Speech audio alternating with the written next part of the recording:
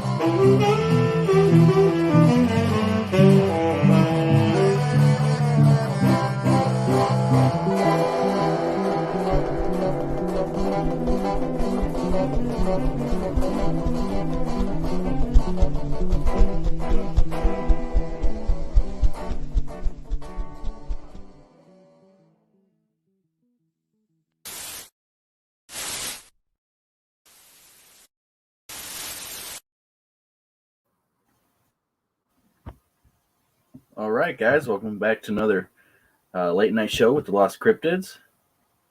Val actually could not come on the show tonight. He had to cancel. He had some stuff going on. And so it's going to be me and James tonight. Yes, sir. And I think we got a pretty good show. We had to change the subjects a little bit, but we still got a pretty good show. And so, yeah.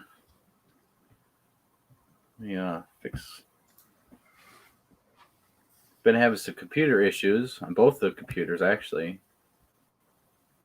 And That's not good. So hopefully we'll see how this goes. If I cut out stuff, I'll jump back on with the phone and be all right. Yeah, we were a little late. Me and James got talking about a particular area of interest that we're looking around at. So. Yep, sorry about that. Yeah, it's all good. It's all good.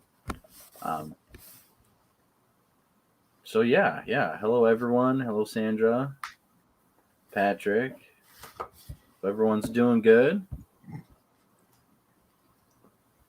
But Val will be back on. That's going to be a pretty good show. Very informational, a lot of data points. But in this show, we're going to talk a little bit about some places where I think Sasquatch and other cryptids could be thriving and living.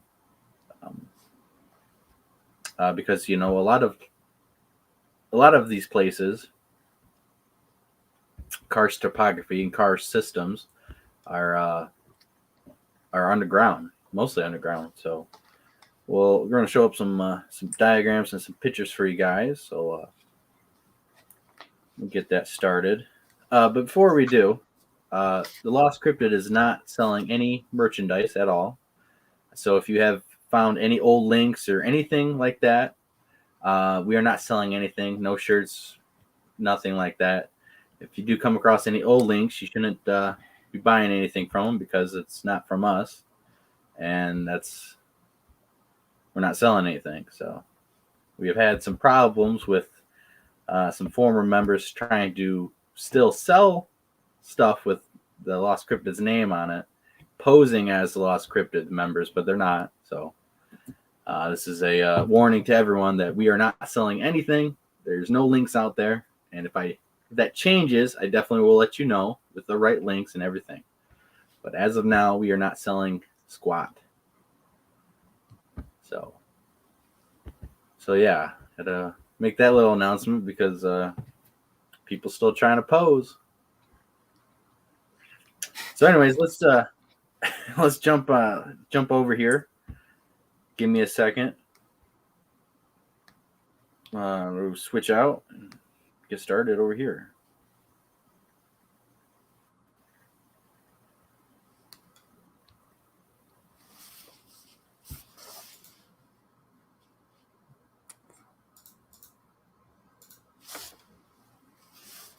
All right, I am back. All right, first we're going to show a basic diagram of basically what karst topography is, how it forms, basically. All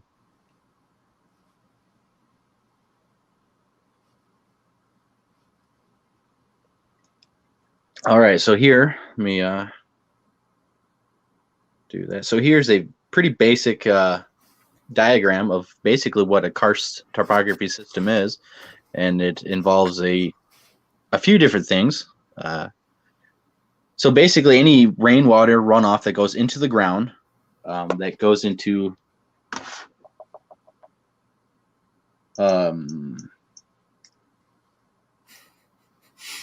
You can do it. I just had this up here too. It's all right. It's all right. So basically, it's water going through rocks and stuff, layers of rocks, porous rocks that water can penetrate, and then it erodes these rocks and actually creates cavern systems and caves. It can be sinkholes and all of this. So all of it is actually karst topography. But basically, you can have a sinkhole formed by water, and it eats away the rocks underneath the landscapes and can create huge cavern cave systems. And you can also have running water through these stuff, which makes more cave systems. Let's get a little bit better diagram going. Oh, wow, that's way better. Okay, so yeah, now here's a large scale diagram where you can see the stream and river system comes in, and it says the stream disappears, usually in a rock or into a small cave. It could actually be an underwater entrance where it looks like the river system continues to go on land, but there's a giant hole underneath, and half of the water's going into this hole. It can be very dangerous. You could get sucked up in there.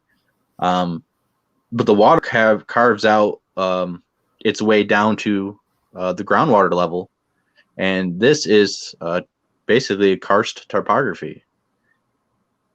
And as you can see, it's going through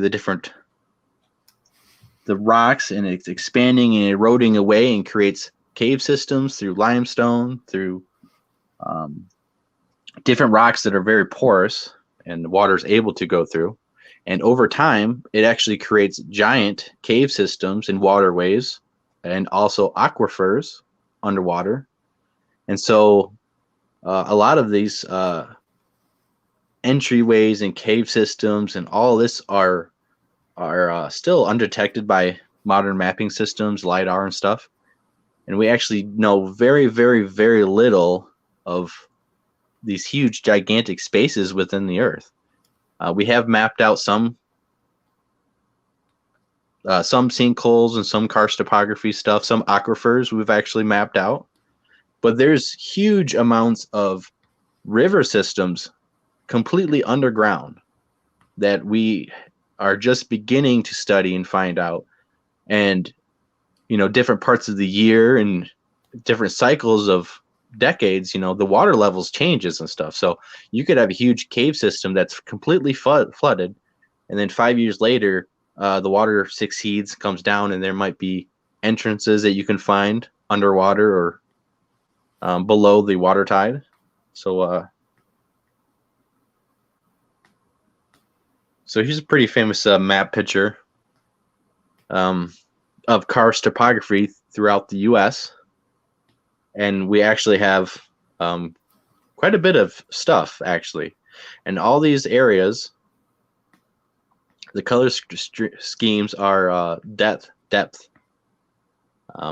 Some of these karst systems and cave systems and natural waterways are closer to the surface and actually go all the way deep, deep, deep down. So as you can see, a lot of spots in the U.S.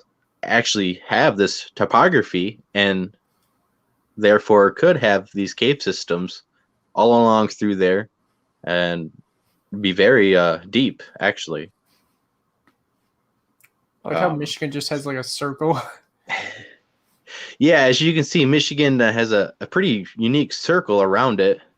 And other maps that I were looking at, the color gray on Michigan, there's actually potential for cave systems, the potential for these karst systems that are underground. To find an entrance in lower Michigan would be pretty hard outside of the that purple and the blue up to the north. But as you can see, northern Michigan in the UP is pretty dense karst systems. Yeah.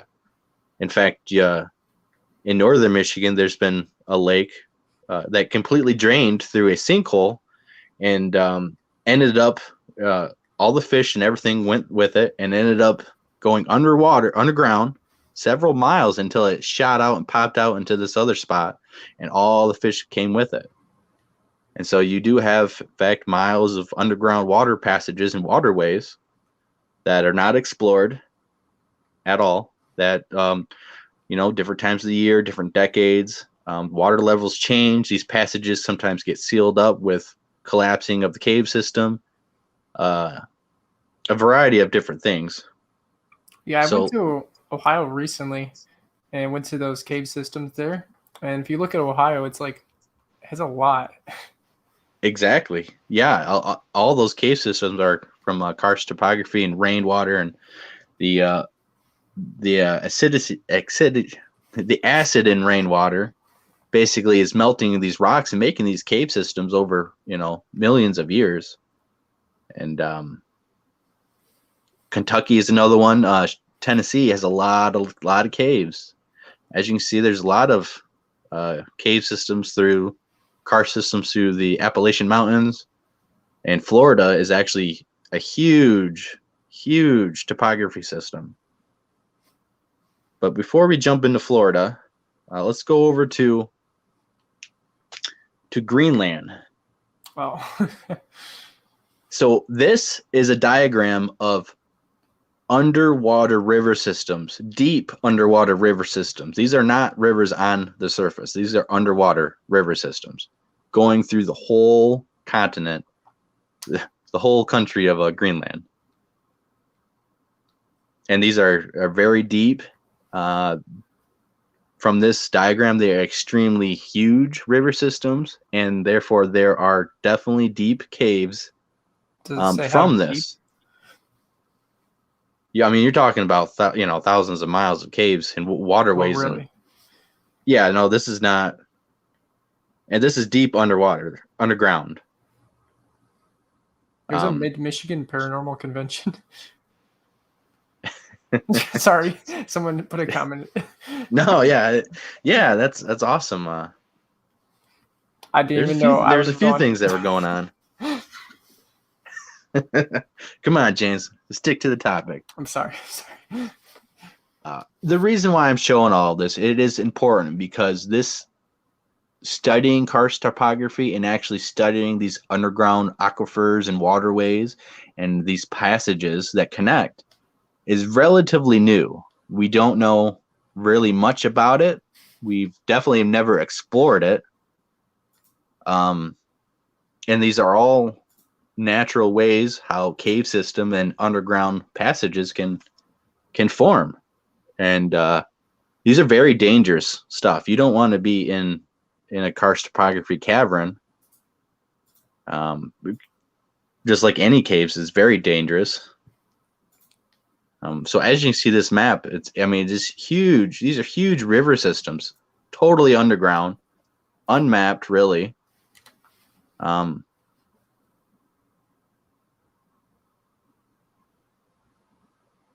So here's a illustration of what Florida is like.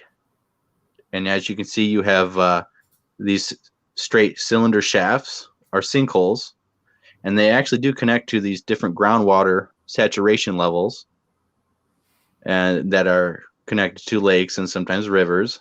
But Florida has a lot of cave systems and underwater caves because a lot of it is very porous, and the rainwater and the water goes right through it. And so different levels of this water, you know, could reveal cave systems and different stuff, but they could flood very fast. I mean, you're talking about cave systems that, you know, might seem dry and then all of a sudden have a fat flash flood and get filled with millions of tons of water very quickly. And that's why these areas of under the earth are very hard to explore, because cave systems are very hard to explore themselves. But when you add the sudden rush of millions of tons of water and pressure, I mean, it's a very volatile place. Extremely volatile, actually. So let's go back to this diagram, because it basically is showing the same, where you can have a sinkhole that's with water that can actually lead down into a cave system, and there might be some air pockets. You might find some other chambers that are not flooded that you could possibly go down, and it would make a very easy and good home for a Sasquatch who would be able to let's take a look at this. Okay, so here's a diagram of how karst systems actually form in underground waterways, and actually leads to you know, aquifers or groundwater, natural spring sources. But as you can see, if you follow the river system in the gorge, it might lead to a cave system. As you can see, you can only go so far, but if you actually were swimming in these passages, you could go to, I mean, hundreds or thousands of feet deep. And that's where it comes into play with other cryptids, especially water cryptids. I mean, there's whole, I mean, who knows what could be down there? Mermaids? Well, you know, mermaids would have a lot better chance of exploring these places and living there than humans. But, you know, even natural animals, undiscovered natural animals could definitely easily be down there.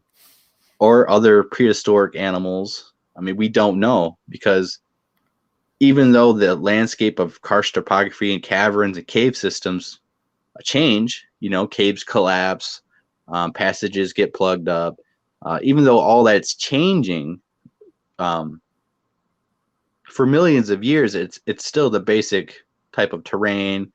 You know, it's not like the surface of the earth where, you know, an asteroid could blow up half the planet and destroy all life, while being inside of these cave systems, other than the cave collapse and water flooding caves in different portions, it's relatively the same geological situation as millions of years ago. You know, you have slight changes and more openings and stuff, but if you had a animal that was living in these aquifers and all these water passages, it could still be down there and still be thriving, just like it did thousands or millions of years ago, as long as it had its natural resources that could sustain itself. So what kind of crap? You said something about like water cryptids. What cryptids are you talking about that are only in water? Well, you know, there's from the Great Lakes, we have from the Native Americans, we have horned serpents, we have water panthers, you know, and other places, you know, they have legends of mermaids. I mean, any natural occurring or cryptid animal that lives in rivers, lakes, or even swamps could have the potential to find underground caves, underwater caves, caverns, especially in explore and make their home. But if you're talking about prehistoric animals, they've been down there since prehistoric times. I mean, we don't know what's down there.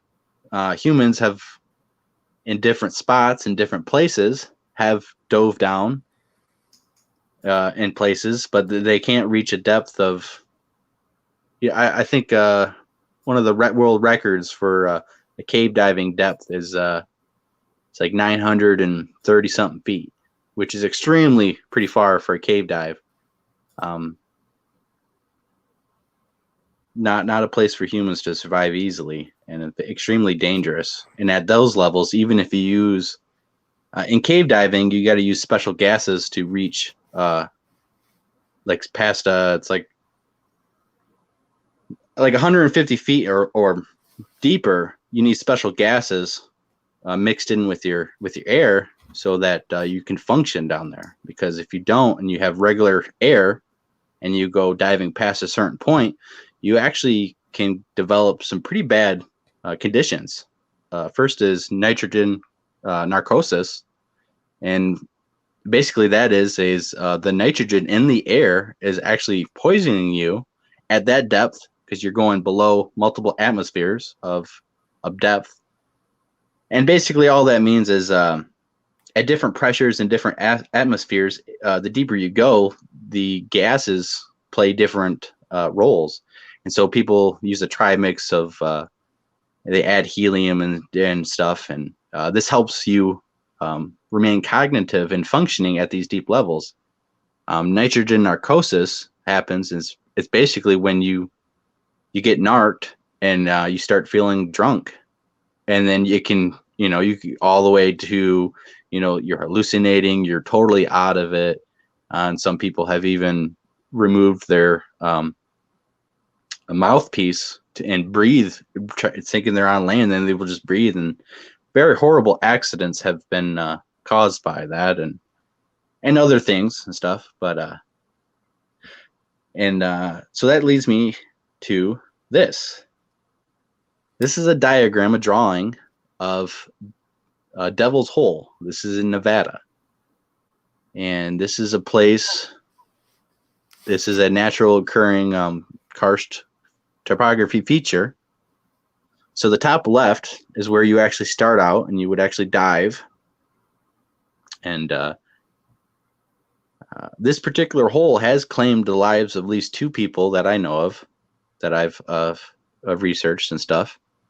Very horrific nitrogen narcotics type of deaths. Long story short, these divers went in and they were exploring, and they were on regular air, which only goes to a good depth of like 150 feet. As you can see from the diagram, it goes down to at least 284. At least, right. Now, the story is these divers went missing. They're in there, and the authorities, got called, and they sent in a diver who actually explored this a few times, and he went all the way to the bottom, the very last level. And before they got there, he started finding a fin and a mask, and it was from those people. And so he's at the very bottom of this stuff, and he has tri-mix of gases. So he's actually using the proper gases in this and the proper gear, unlike the other 2. I got a question, sorry. No, it's all right. Go ahead. Were they found all the way at the bottom, or were they like in different parts of the cave? Well, at first they thought that, maybe if they, in a survival situation, if they could get to it's called the brown room, and it's the top right section of this, and there's an air pocket in there. And so they went there first to look for these guys, and when they noticed they weren't there, they weren't scouring around. And as you can see, there's different offshoots and stuff. And, if you're diving and you're on a limited air supply, you have a certain amount of time before you have to get back to the surface. And if you make your way into one of these false exits, you can get stuck. You got to turn around. And it's also very dangerous because it's pitch black. If you lose a flashlight, you can become stranded. So anyways, as they're making their way down to the very, very bottom, he sees those things, the flipper and the mask. So as he gets to the very bottom and stuff, he's they're moving around until all of a sudden he gets to a little spot, and he feels a little bit of a current sucking him. And he actually discovered a hole, about a man-sized hole, that he never discovered before. This guy actually mapped this place out. He actually been there a few times, but he never found this hole, and it was at the very bottom. And so him and his partner went back because it was pretty strong suction, and so he threw his weighted line so he could see how far it was down. Because in cave diving, if you have a hole that's in the middle of a hole, I mean, you don't want to go down there before seeing how far down before you hit a ledge or anything else. He had a line of over 900 feet, and it went all in the hole without being stopped. Jeez.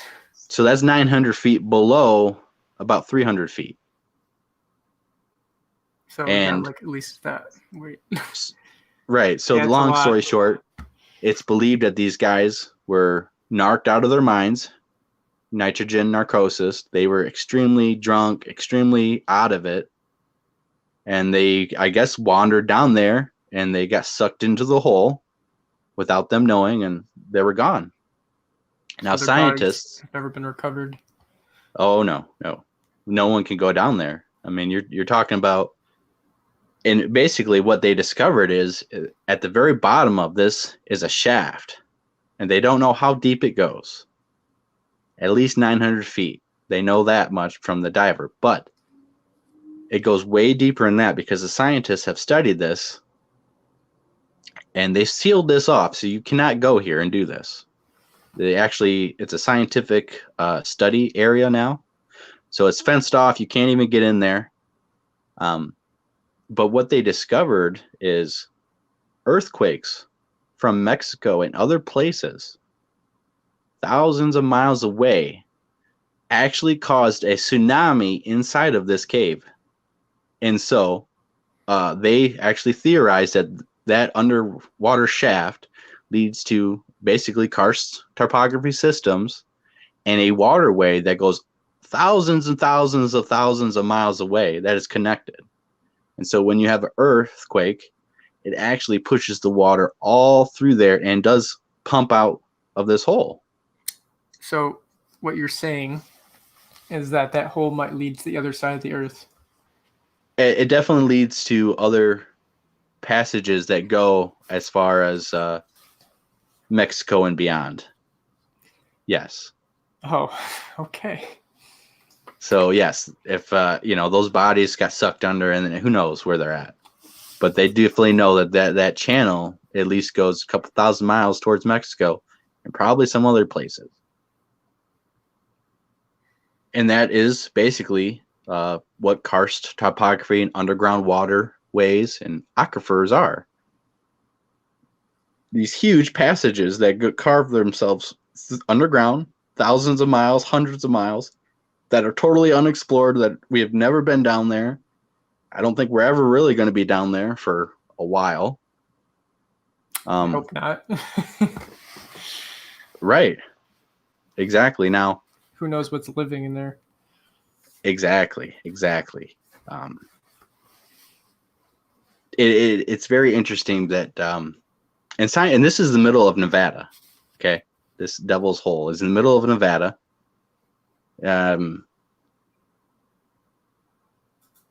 It's just very interesting because that's one spots scientists are trying to study and figure out things. And there is a particular fish that lives in this cave system that's only found in this place in the world, actually. So it is protected land now.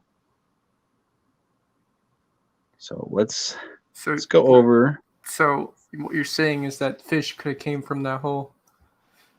I'm not sure on the whole story of the evolution of the fish and all that. Okay. But basically, that shaft, like in this diagram, goes down and leads to other cave systems with massive amounts of water, and it's just amazing. But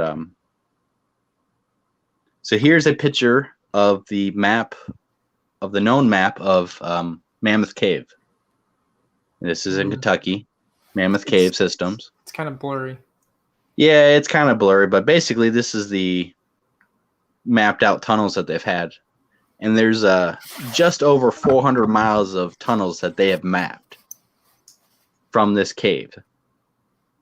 They theorize there's probably at least another 600 miles that they've not explored, and many offshoots. I mean, you're talking, hundreds of miles. And we know that this is one of the deepest or longest cave systems in the world.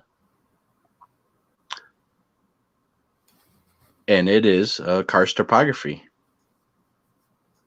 So you can have quite a few different, and we don't know if this hooks up to other cave systems and.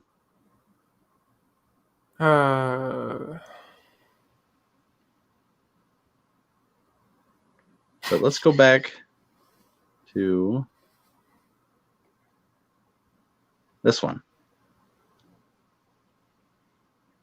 Now, what I think is going on in some of these swampy areas is Bigfoot actually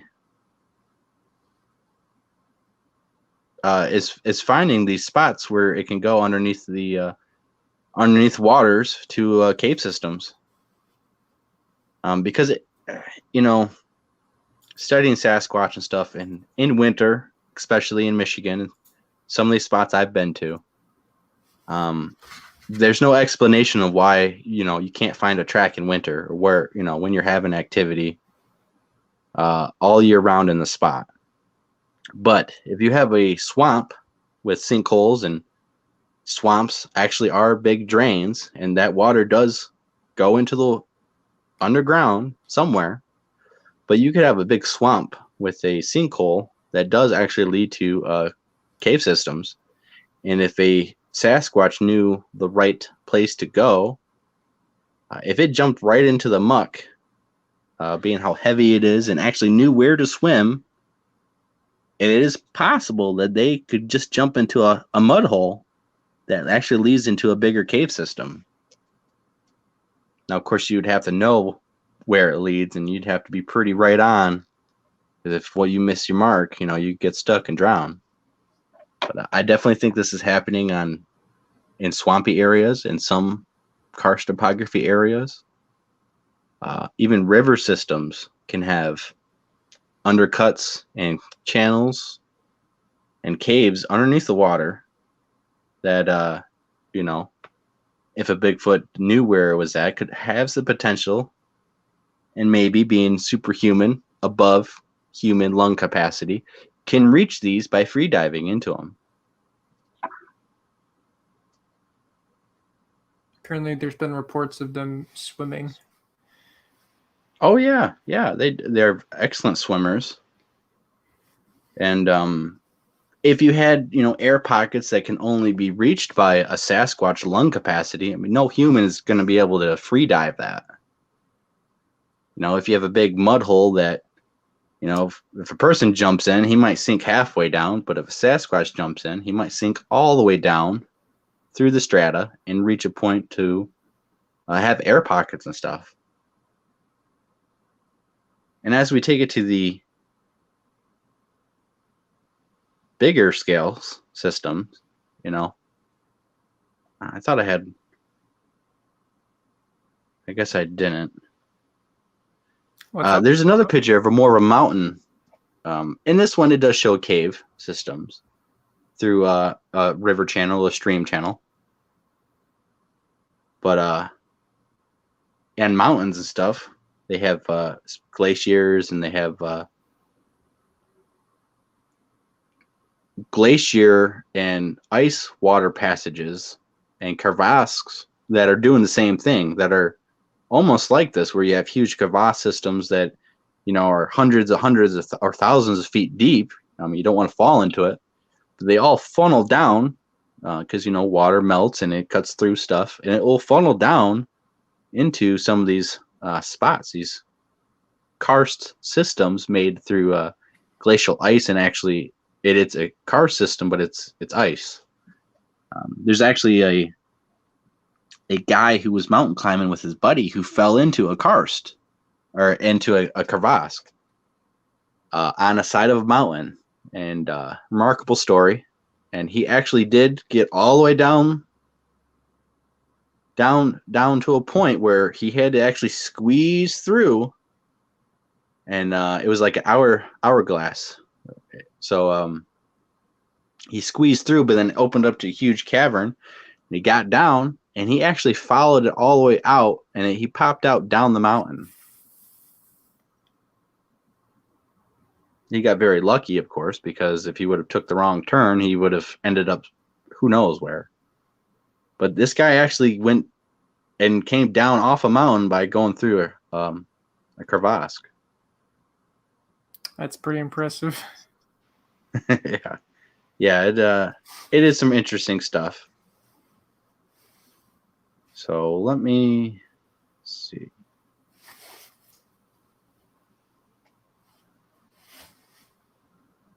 Let me jump back on the computer.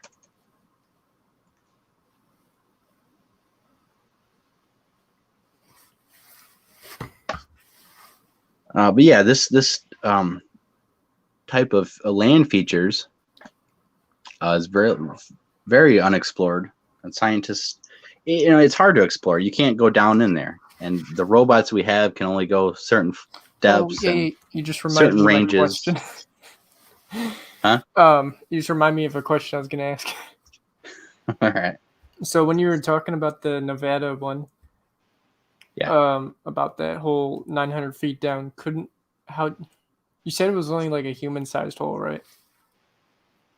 It was a big enough where a person with a scuba tank could get down in there. So yeah,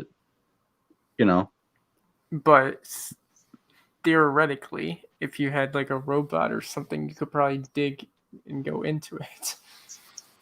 Oh yeah, for sure.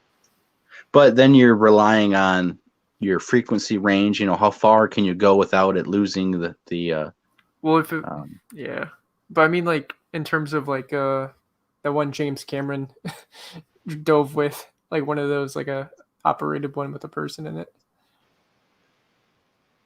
Well, if something bad happens, no one's gonna come get you. You're stuck. And plus that the flow, the suction of that is probably gonna get stronger the deeper you go. And you're talking about huge river systems and pressures that are just pushing through all of this rocks and cave systems. I mean, it's such a volatile environment that no person could survive, even with a. Yeah, I mean, you could always send something down there with a camera strapped on it and just see what happens. Maybe a couple of lights on it too. I definitely think the scientists in this area have tried it, and maybe they've realized from the tsunamis that it's connected thousands of miles away, and who knows how deep. I mean, that's what they're telling us. The stuff they don't tell us, I mean, who knows what they've actually explored. And there's rumors of different stuff. Yep, that's how it happens. Rumors.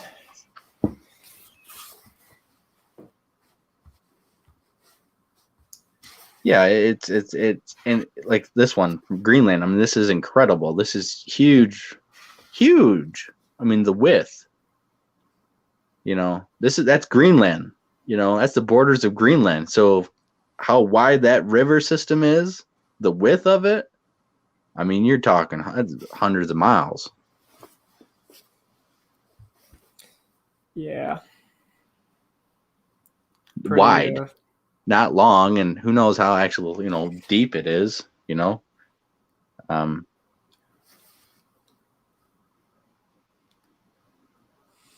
right. So what was the next thing you're gonna bring up? Yeah, I gotta find it. I thought I had it, but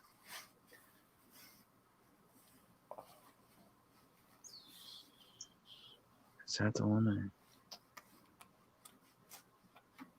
For some reason, I didn't download it. Oh, because I got too many pictures. Oh. All right, let me. It was just another diagram, basically. Okay.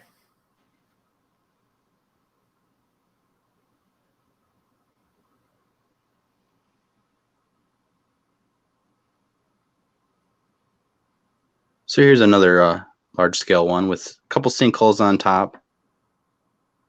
But as you can see, the expanse of underground is huge compared to the surface area on the land. Just walking through. I mean, you have a huge amount of space underground that dwarfs the space on land.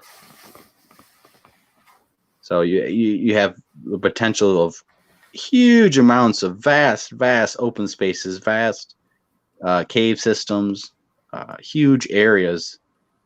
In fact, more land areas than actually on land. So the potential for prehistoric animals to still be alive down there that evolved down there in the first place is very real. The potential of them still being alive is extremely real because other than cave systems collapsing and all of that, basically the habitat remains the same. It doesn't get solar flares. It doesn't get hit by blizzards and climate change and asteroids or volcano changes. Although underground volcano lava tubes and all of that do play a role, but so I think there's definitely some real prehistoric animals probably still alive down there because of the ecosystem not really changing too much compared to living on land. So you could have some like dinosaur age creatures down in there that survived the asteroid impact because they're underground, protected, sheltered. Radiation can't really reach down in some of these spots. It's a lot safer being under the earth than on the surface of the earth. Is there enough food though? You think? Well, that's the question. Ecosystem? In a lot of these caves, the deeper you go, there isn't. There's actually, I guess, not much, but they do find like fish falling from. They do have rivers, maybe? Certain types of organisms that have thrived in zero light visibility and in cave systems like this. Now, the deeper you go, I mean, who knows? We don't know, but we do know that it's groundwater. It's usually fresh water. So there's the potential for organisms to be alive. They just have to evolve and thrive a little bit differently.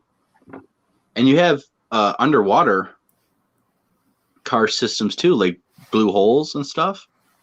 I don't know if you know of that terminology, big blue holes. No, I do not.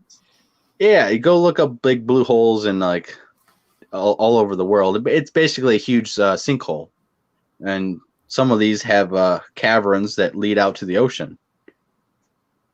And some of those that are hooked up to the ocean, they have legends and myths of a monster or monsters eating people and kidnapping people and drowning people. And some of these places, they say, you take your chance by swimming in these blue holes because, there's something that lives in there. And some scientists and people have theorized that, it could be gigantic octopuses or a squid or octopus type of creature like that has to be. No, like in Bermuda, they're all over the world. There's one in Egypt. But it's a squid or octopus-like creature that can shrink itself down through the narrowest of openings and caverns and can traverse this type of landscape. Are you also a data miner? Oh. That's not good.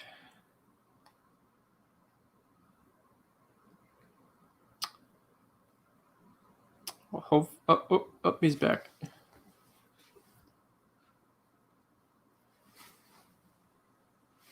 We lost you. Yeah, I'm back. What were you saying? I got cut off, so I don't know what you're. I said, "Are you also a data miner?" You know all this random stuff. I wouldn't say I'm a data miner. No. That's what Val does. Val's a data miner. His database of Michigan, he has a North American database, but of Michigan, he's probably by far the most information, data, and reports recorded that I know of. No, all of this information is just stuff that I find fascinating. It's relative to the cryptid subject, and it's pretty new and not well studied Earth topography, under hollow Earth type of stuff, underground, all these incredible, huge expanses of land and caverns and open spaces underground. I mean, we don't know what's under there. There's several civilizations saying, they came from the underground. The ant people helped them come to the surface, and you have, legends of the abyss is underground, and all these, underworld is underground, and a lot of those themes and stuff. Did you say ant people? Ant people, yes, the ant people. Yeah, there's a tribe. Was it the Anasazi? The tribe from the Southwest, who, they said they came from the ground. They lived underground, and they came up with the help of the ant people. I think they talked about star people also too, and they were a tribe that vanished just like that, and no one knows what happened to them. No one knows where they went. But they believe that they come from underground, and that their ancestors would go into the earth through times of catastrophes and different stuff. Yeah, I've never heard of those people before. There's just one of those Native American tribes that they're known for building this. They have a village on top of it's like built on a cliff. It's like a sheer wall, and at the top of it, they built all these villages, and they don't know why they built them up there. Some legends say that they built them to escape the giants or some other creatures or whatever. Warring tribes is the official story. They're just getting away from other tribes that were slaughtering them. Yeah. But they disappeared when no one knows what happened to them. There's no record of them being exterminated by another tribe. I mean, they just completely vanished and left without a trace. So I'll send you some links and stuff. Or the you name. said something about star people as well. Yeah, the star people coming down and helping them and bringing them knowledge. And there's a lot of cultures. Oh, okay. I think I know what you're talking about. Okay. There's a few different cultures with this very similar stories of star people and of the gods coming down on Earth.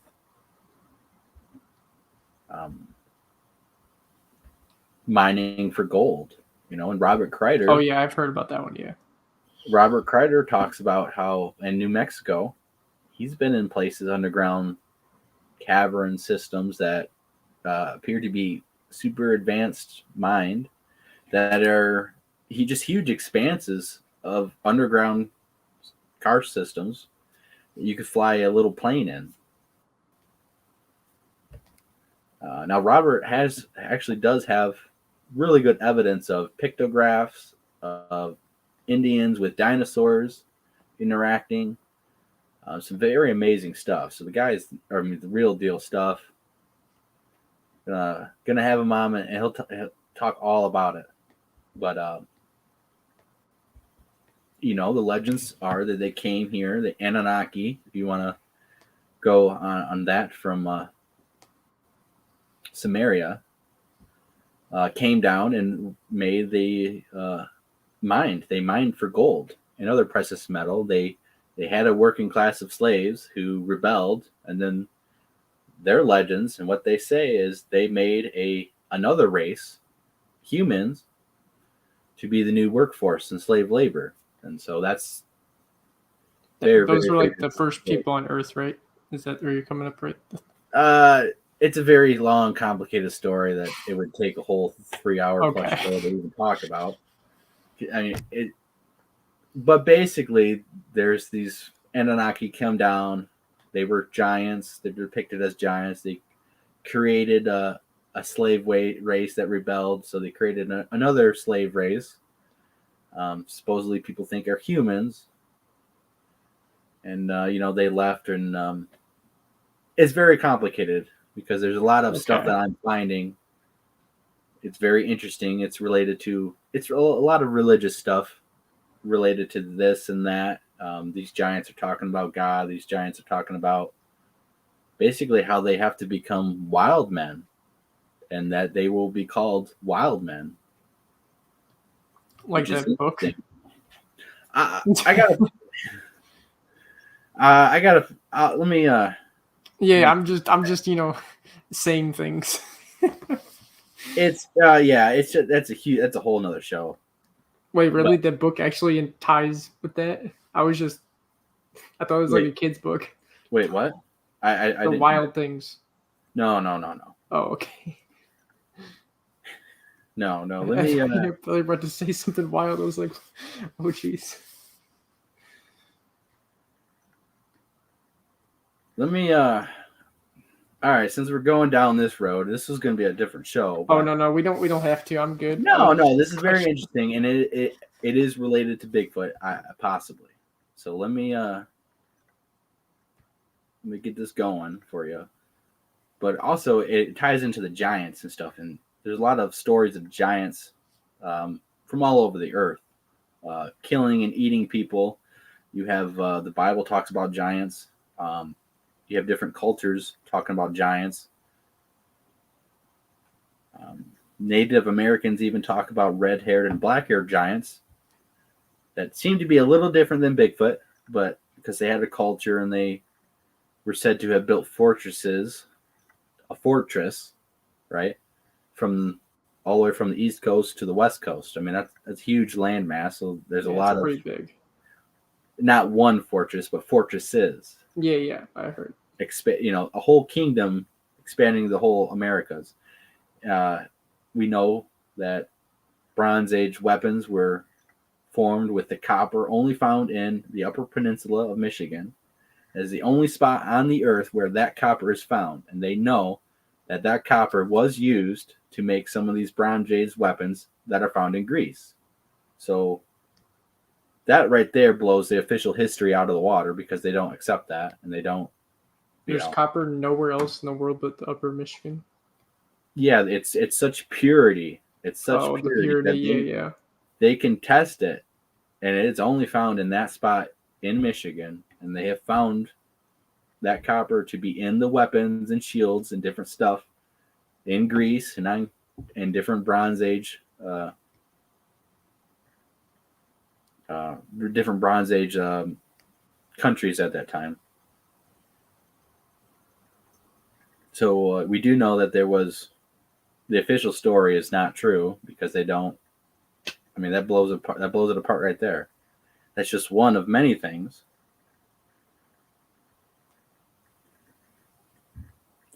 You talk about the mound builders who were mining this copper, who built these elaborate earthworks and stoneworks, who the Native Americans said they didn't build. The Native Americans from Michigan said they didn't build those, and they actually went to war with those people and exterminated them. And they said that those dead spirits of those people would haunt these mounds, it would haunt these stoneworks. They would remain there.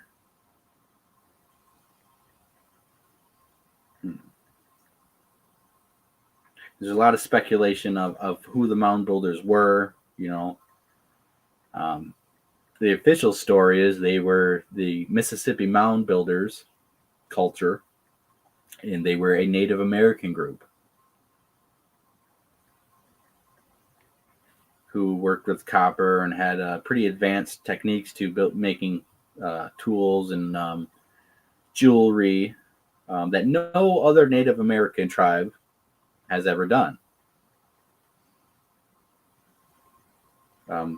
The official story doesn't talk about all the giant skeletons that they found, or the Smithsonian has found, in these mounds that are 8 foot plus tall. They have copper armor and axes, huge giant axes that a regular person could not wield easily. Interesting. Yeah, and they were called the Prairie People. And there's actually a very old article I read back when the internet was still young, early 2000s. I cannot find now. That information gone. is gone. And they pronounce the Potawatomi called them by a different name. We have the Ottawa name that they called them, which translates to Prairie People. But the Potawatomi called them by an A letter word, and I wish I would have saved all that, but anyways, just gotta talk to a Potawatomi. Well, that's not always the case. Sometimes a lot of these, they might not tell you stuff. Yeah. Usually, a lot of these tribes and elders of the tribes they keep a lot of this stuff secret from the white people because they never really have been believed in the first place. But especially on Sasquatch, I think a lot of them want to keep this stuff hidden from them because once you tell all of us, what do? We swarm on it and we mess things up. Try to make money. Yeah. Try to make money, we kill it, mess it up. It don't matter. So a lot of these places and legends and stuff are probably are lost because a lot of tribes have died out and we don't have their culture or history. But a lot of the stuff is hidden.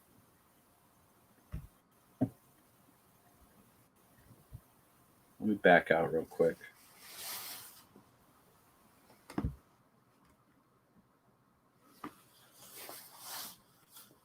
All right, we're going to do this other picture real quick.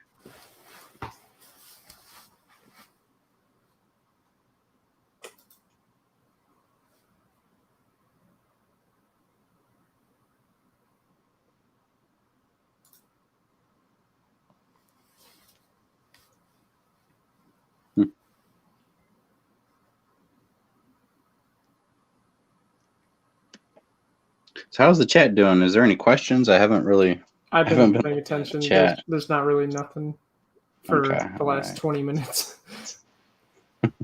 That is all right. Oh yeah, I know.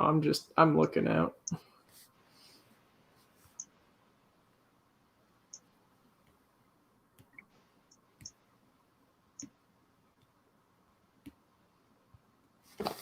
All right. So it's downloading. All right. I'll be right back. All right. All right. So we'll wait for James to get back, and then we'll show that picture.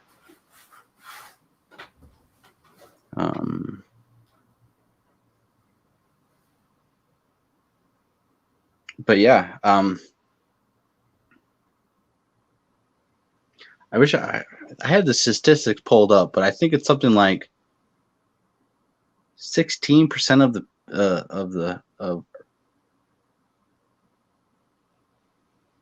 I don't want to say the wrong one, but there's actually a pretty good size number of percentage of Earth that is karst topography, actually. And you can see a lot of places in the U.S. has the potential for cave system, natural waterways, and all these underground passages where it's very much unexplored. We know very, very, very little of all this stuff and where it goes and how far and what's actually down there because it's so volatile to humans. But you have in Vancouver, on Vancouver Island, they have a lot of passages from volcanoes and lava tubes. I mean, they have hundreds and hundreds and hundreds of miles of lava tubes that go all through the island, and they are very much unexplored.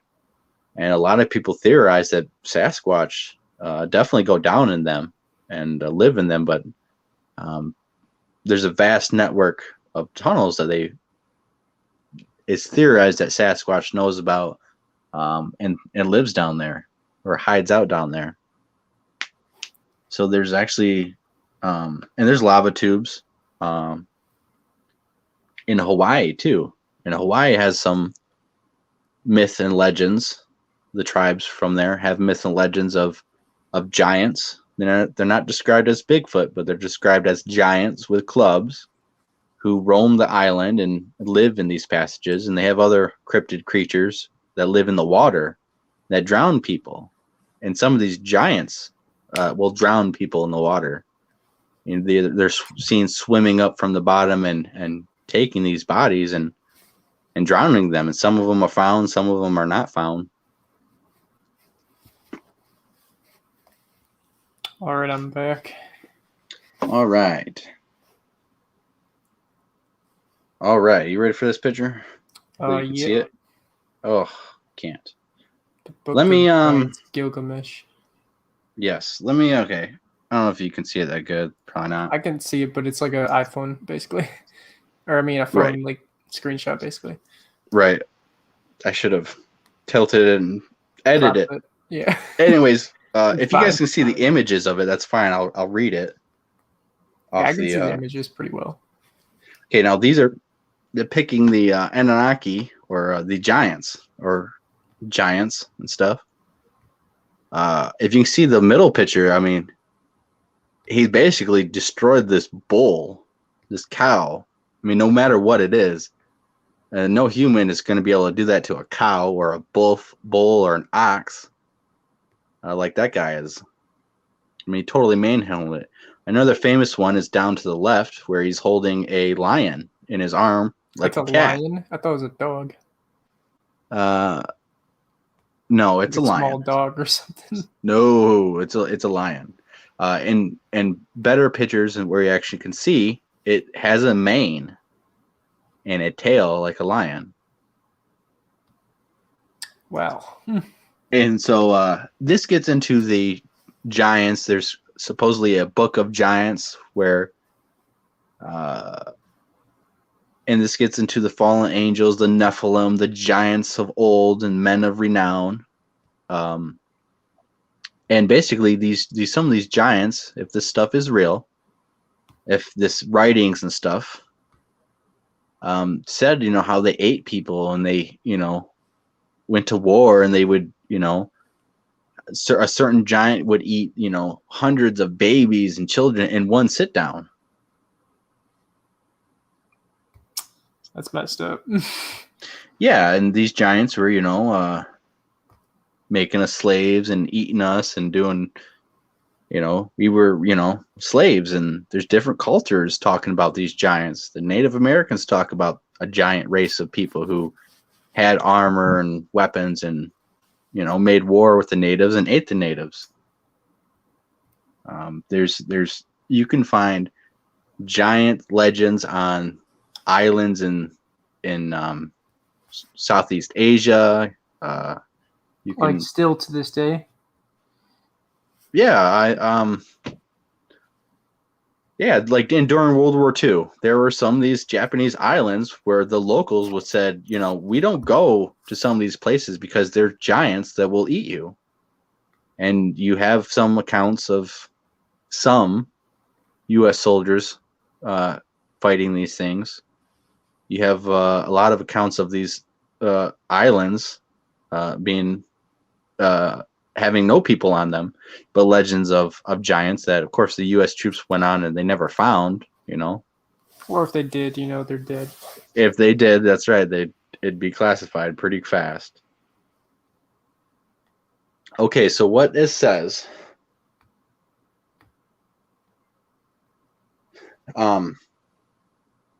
this is supposedly from the Book of Giants. I'm not going to say this is real or not real, but the imagery is definitely real, and it's on in pictographs on in different places around the world. There's actually giants and stuff, but this is ancient Sumeria.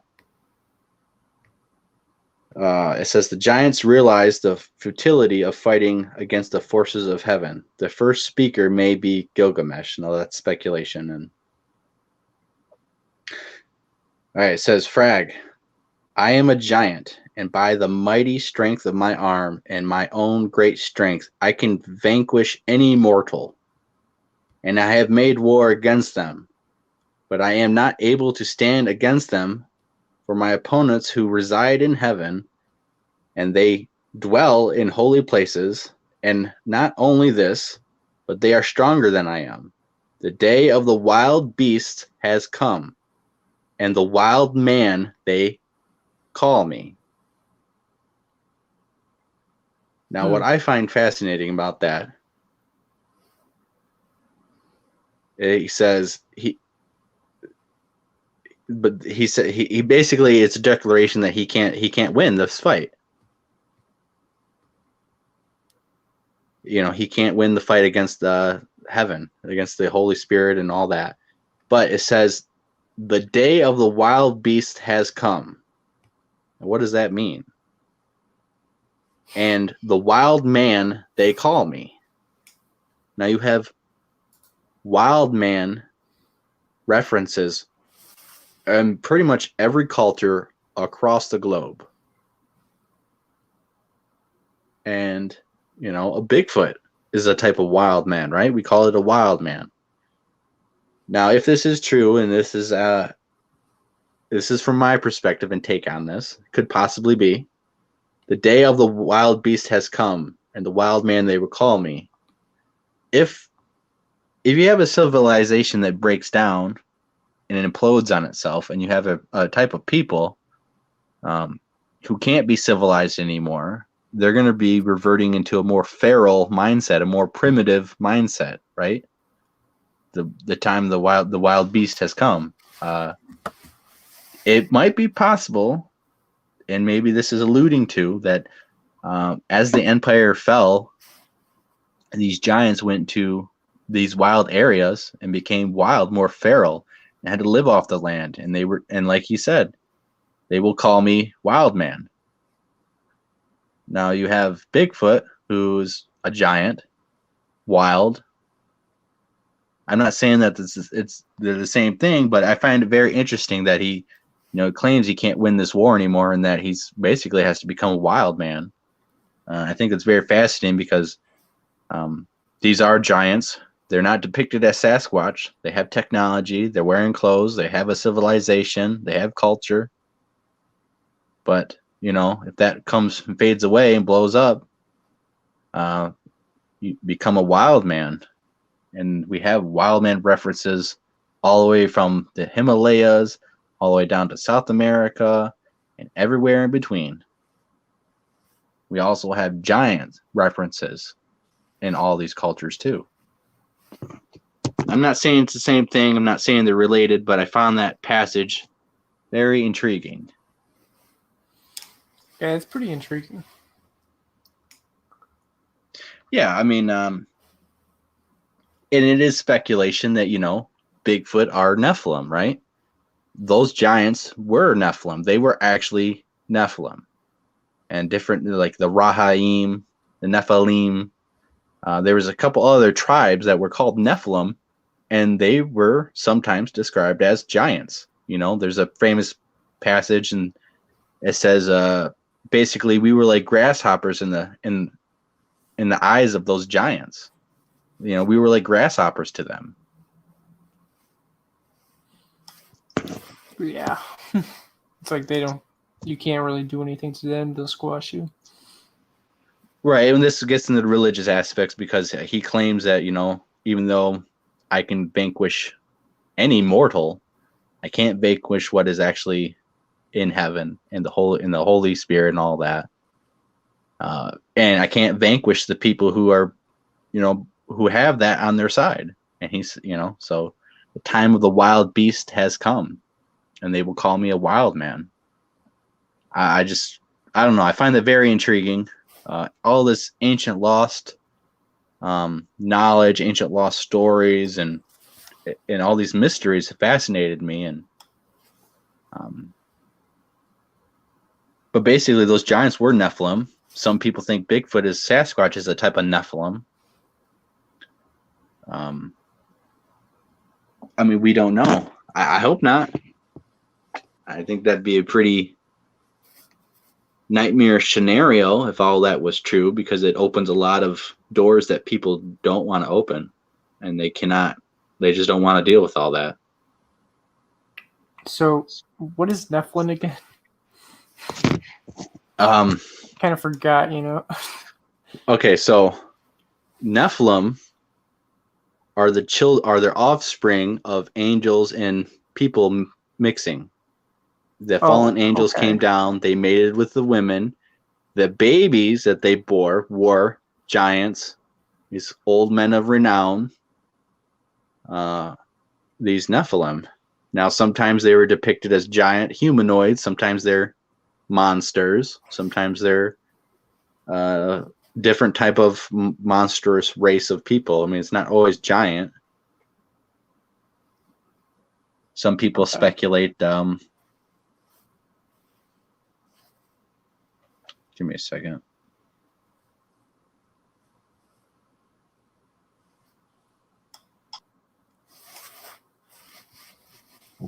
Some people speculate that Dogman, you have What? all the pictures of Dogman or dog-headed people in churches, and you have dog-headed people mentioned in very old texts and in these paintings and murals. Some people claim that Canaanite, who were canine-headed people, Canaanites, canine, they were supposedly a part of some Nephilim tribes. I know the official story of these people is that they're normal. The unofficial story of the Nephilim and all that is that they were not normal. And like the Amorites, which is an ancient empire in the Jewish land, who made war and were very skillful warriors, and they had very advanced technology. They are said to have been Nephilim too, but the official story doesn't remotely even go to that. They think that they're just regular people who were advanced and made warfare and actually kicked a lot of people's butts. But the unofficial story, if you look into all this stuff, I don't know. It just seems weird that you have different cultures that never spoke the same language, never even met, thousands and thousands, tens of thousands of miles apart, speaking of the same star people coming down, giants, even wild people. If it's all separated, wild people. I just find it fascinating. Nephilim, some Nephilim, were depicted as having an extra digit, 6 fingers, 6 toes, and an extra set of rows of teeth, right? In the Southwest Americas, especially, but in a lot of Native American cultures, when you greeted, there's the famous Western, how, how? Well, they lifted up their hand to show you that they don't have that extra digits, because in some of those native cultures, if you had the extra digit, they would kill you. You were something else. You were not of the human race. You were of this giant, of this other seed. So there is Native American cultures that talk about this, that, there's these giants who had extra digits and double rows of teeth. Sometimes they had black hair, they had red hair, and that some of these natives went how and would show their hand. So you could see that I'm human. I think that's fascinating because it's related to stuff that's thousands of miles, tens of thousands of miles away, hundreds of, thousands of years apart. I mean, but it's relatable. And I find that very fascinating. So, who's St. Christopher? I don't know off the top of my head why. Oh, okay, someone said St. Christopher ? After you were talking about Nephilim. I don't know. I'd have to read up on reference on it. Maybe I know about it, but offhand, it doesn't ring a bell.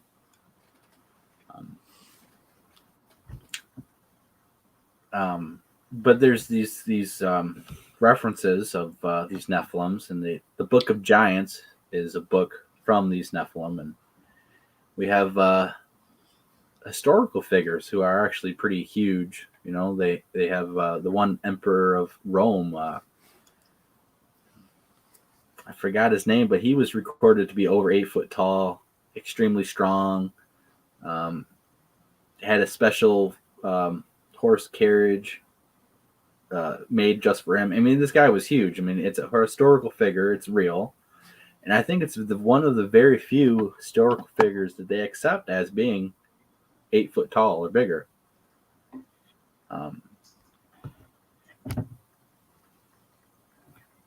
So a lot of history is written by the winner. And so if you lost a war, you lost in history, you just get wiped off. You know, they don't write about you that much. And we have a lot of lost history and a lost culture and a lot of lost stories. You know, all this Atlantis, all these lost cities, all of this mystery stuff could be all related. Could be all one big story that we have pieces of. Because, I mean, how some of the stuff you can't explain. Some of the stuff in the Bible resonates with some of these stuff that the culture, these primitive tribes in like Papua New Guinea are talking about. They have some cultures and myths of the same stuff. There's giant flood myths all around the world. Speaking of the Bible, apparently St. Christopher was the dog man. Okay, yeah, he's probably the one that is painted in the churches as the dog-headed man. And he looks like he just has a dog head. Oh, I think I know what you're talking about, yeah. I don't know. It's just very interesting. So that's where the that whole segue it led us, because talking about the giants and all this, the Epic of Gilgamesh, the Sumerian tablets, the kings of Sumeria that have, you know, supposedly ruled for 200,000 years plus or something like that. It's a very fascinating story, and that story talks about how they did come down and mine for gold, and there's pictures of spaceships. They're giant. They're right there. They're next to people who are not their size. And we just showed you pictures of a guy, you know, just dominating a cow or whatever it is, an oxen or a bull. I mean, like no human can do that.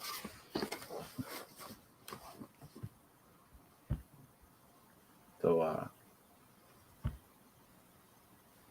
and so, you know, you've had, if these giants did become wild and became wild men, it could explain on some of these giants that they have all over the world that are, you know, wild men.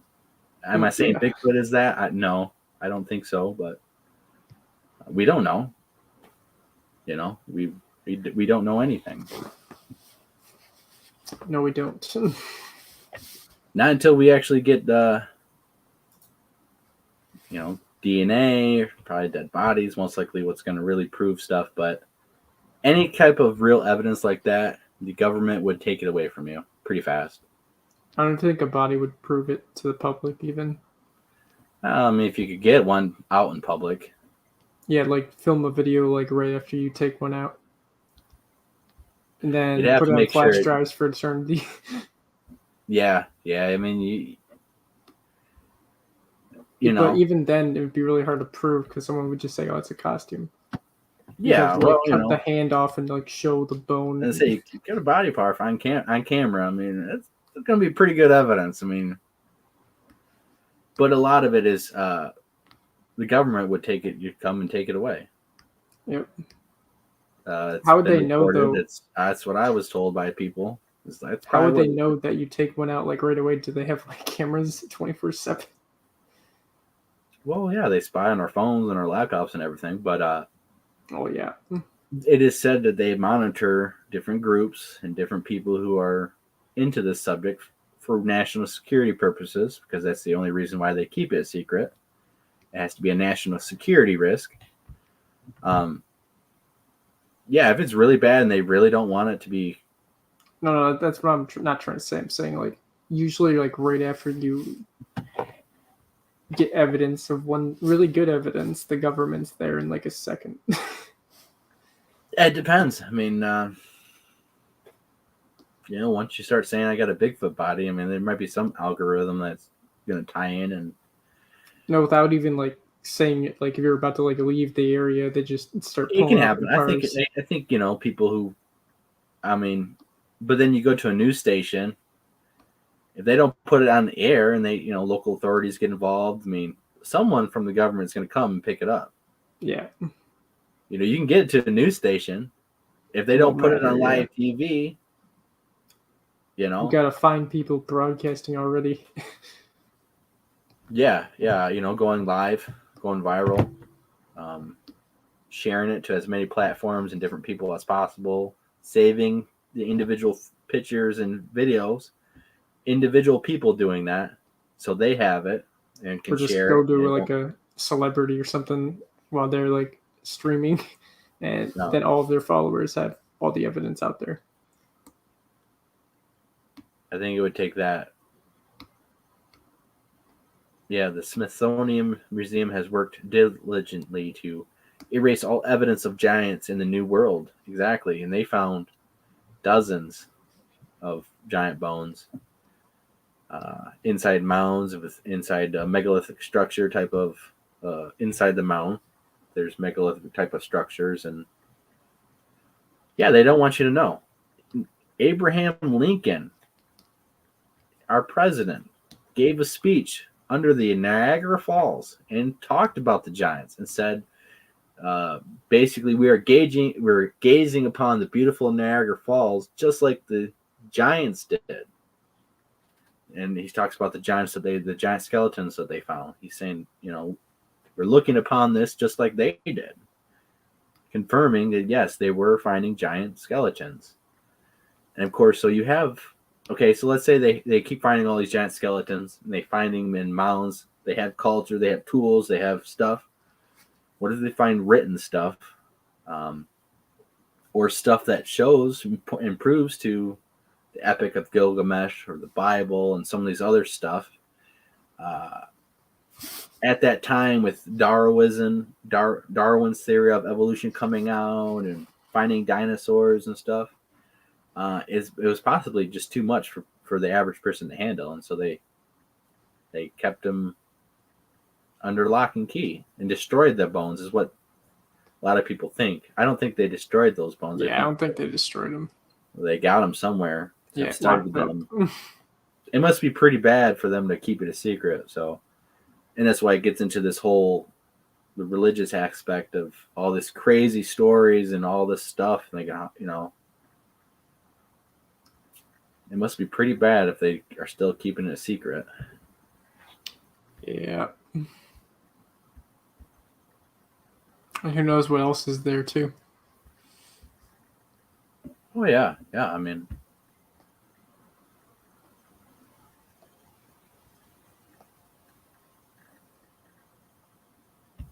if you guys listen to Abraham Lincoln's speech under the Niagara Falls, or just type in Abraham Lincoln talks about the giant race of people, and it should come up. You should find some video of or the speech, and you can read it. You can listen to it.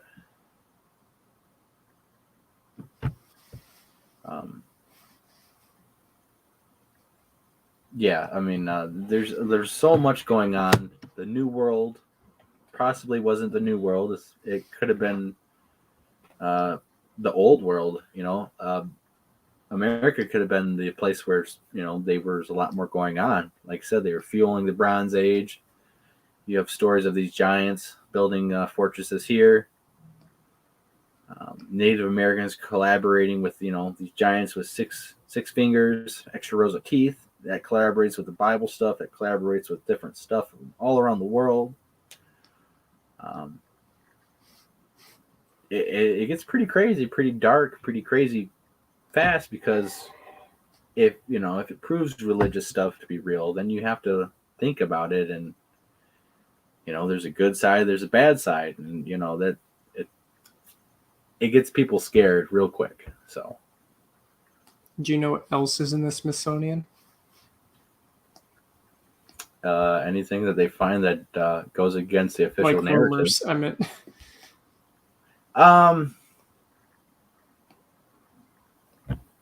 Yeah, mostly giant bones from Americas. I'm sure they have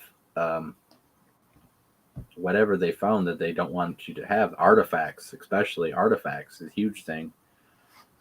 Ancient technology, advanced technology, anything like that. But artifacts, and we do know that they took a lot of artifacts. And I mean, we just don't know the full Okay. extent I don't of know it. if you researched that or not.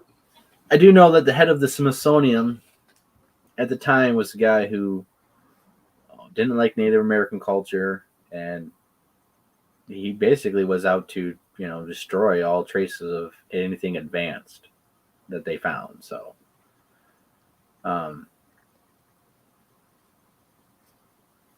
anything they went against their policy, their mindset of how they think the world went. I mean, they hid and kept it or destroyed it. Any kind of cryptid creature they found, I'm sure they would destroy it. It's not. I don't know. It was not a good policy, I think, because if they would just came out and said, "Oh, we're finding giants and we're having this," I mean, who knows all the information we could have and find out and actually know about our history. It's just sad. So is the new head of the Smithsonian? Is that like the government?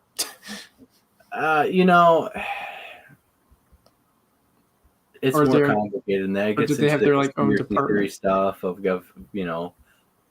powerful people in powerful positions.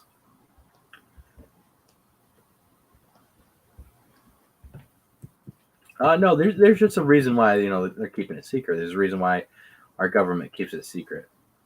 There's a reason why you can't go to Antarctica right now. If you go to Antarctica, you're going to get arrested. Yep. There's a treaty that no country goes there. Only the scientists go, and they only go to certain areas.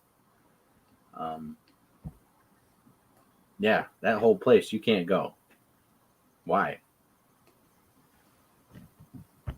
Other than it's extremely dangerous, right? Why? Yeah, just like Operation really High Jump. The military sent a force down to Antarctica and got in a fight with something.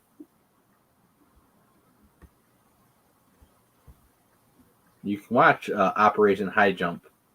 The military took a video, and it's called Operation High Jump. You can watch the video. They don't show any of the fight, but they show the aftermath of how the ship is all beat up.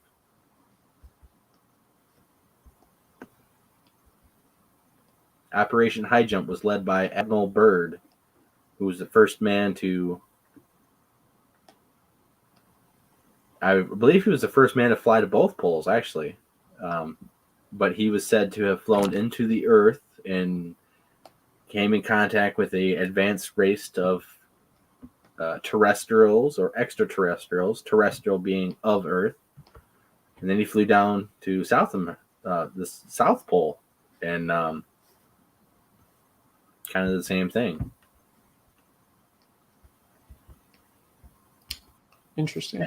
Yeah, and that is official. The official story is, yes, he went and flew down to the Arctic, and then he flew down to the Antarctic in Operation High Jump, which he led.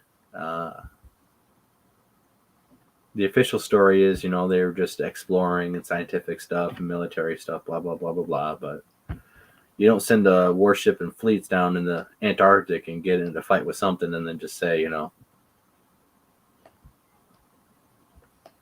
I mean, they don't even admit. I mean, even if we went down there and they were like fighting a huge base of Nazis, I mean, they don't even say that. They don't say that. They don't claim that.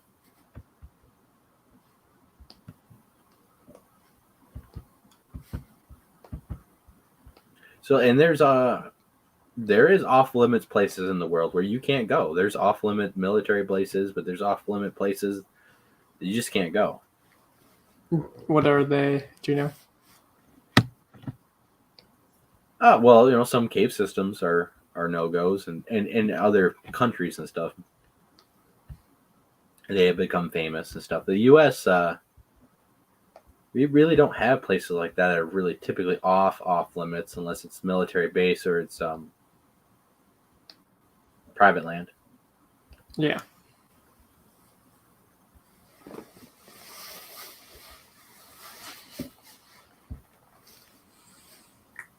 Yeah, when Admiral Byrd flew up to the Arctic, once you get past the ice, he says it turns into a forest of green.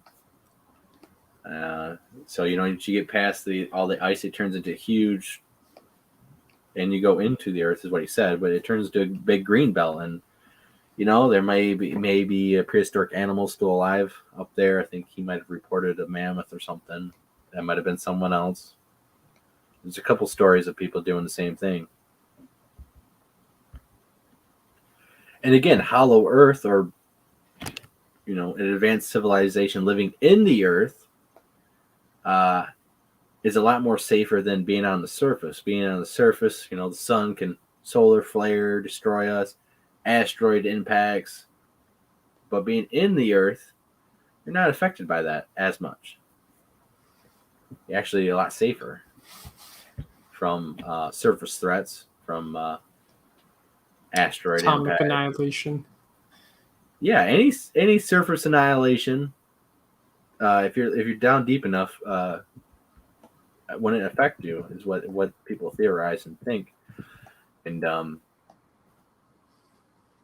lot of people think that's the way to go. Is all the surface of the Earth, as humans are filling it up and all that. Well, if you go into the Earth, well then you're talking about land mass and being able to colonize.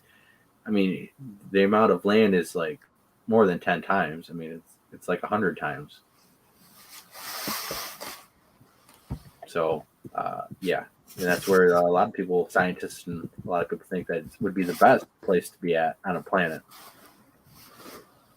And they think that some alien civilizations probably are inside of planets or stuff like that. And these are all theories and opinions of people, but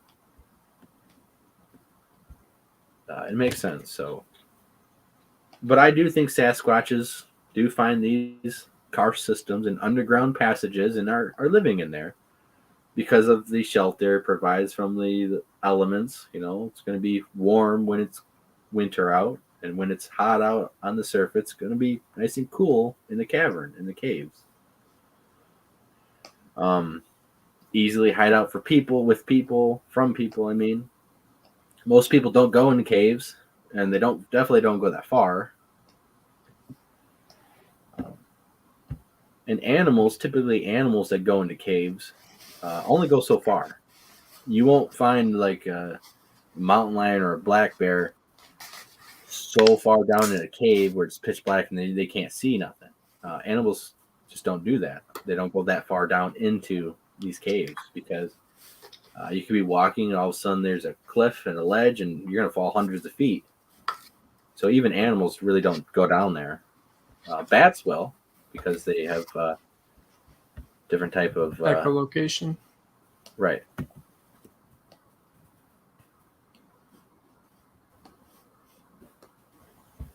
And bats are very keen on finding caves and cave systems, and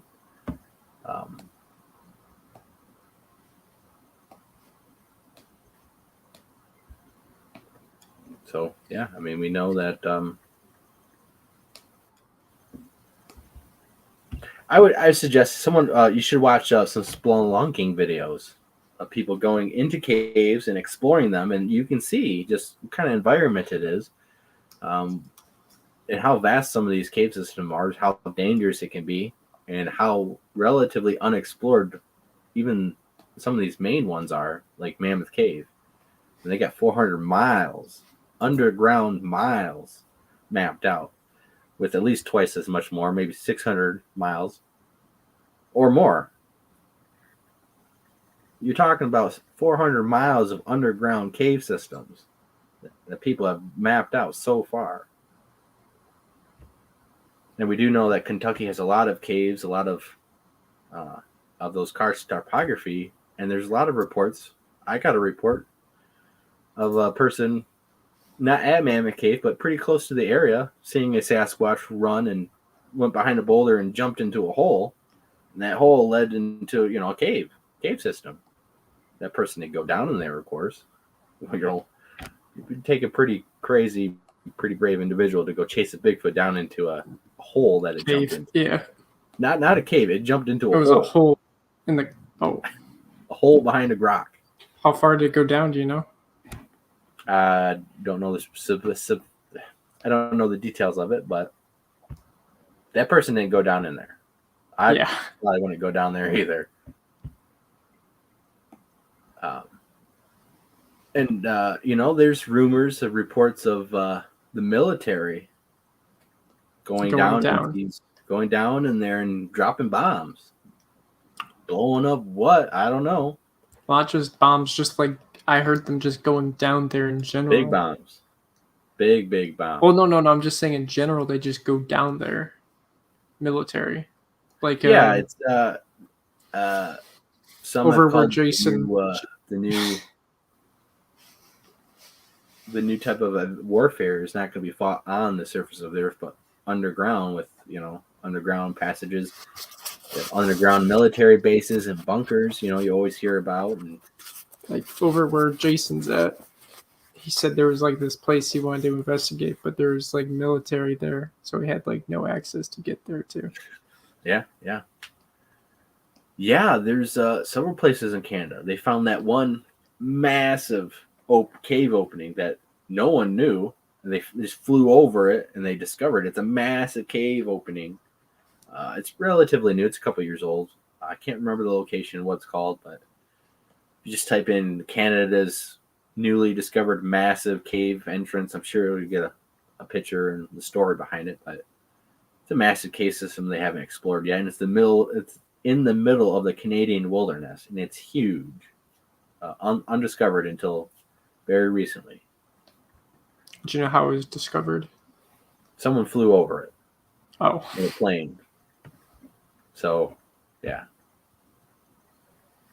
And there's, if there's one, there's probably more. There's definitely smaller cave entrances and openings. There's like no reason to go into that forest, basically, or even fly over it. So it's just coincidence, right? It was coincidence. I think they found it. Yeah. Usually, people are flying airplanes to get to other spots. You ain't walking, and there's no roads through there. Yeah. I think there's a lot of cave-dwelling cryptids and creatures that are not discovered, that live deep underground, that you would not want to come across. Probably pretty big animals, natural occurring animals that are very giant-sized. I don't know what kind of creatures and stuff you can speculate, but it's a type of environment that has not really changed compared to the surface. The dinosaurs were alive. They all got wiped out by an asteroid, and it changed the surface of the earth, everything. The only mammals survived, right? You're deep in these caves and deep in these karst water systems and aquifers. You're not affected by that as much. So, there's a potential that you had something living in there that has evolved to live in there for millions of years that you do not want to come across, I'm sure.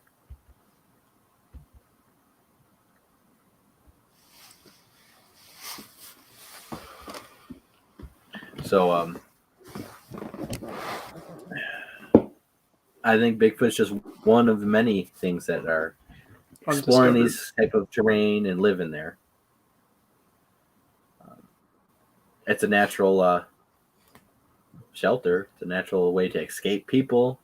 And plus, if you have all these passages that connect to different spots of Sasquatch knows, you can easily traverse that without trying to be seen by people.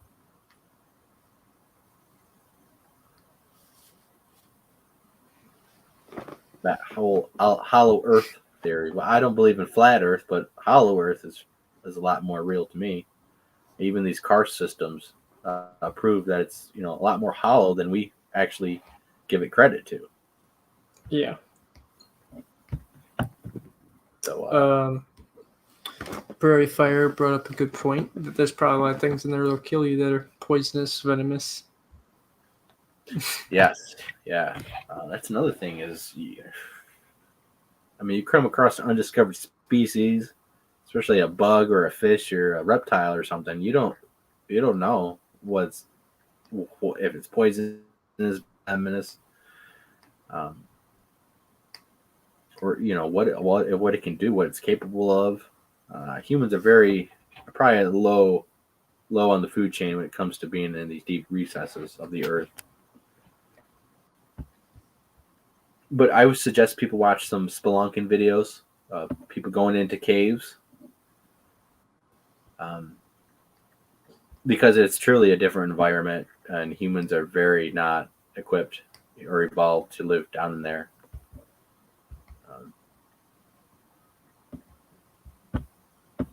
Or There's easy some places prey.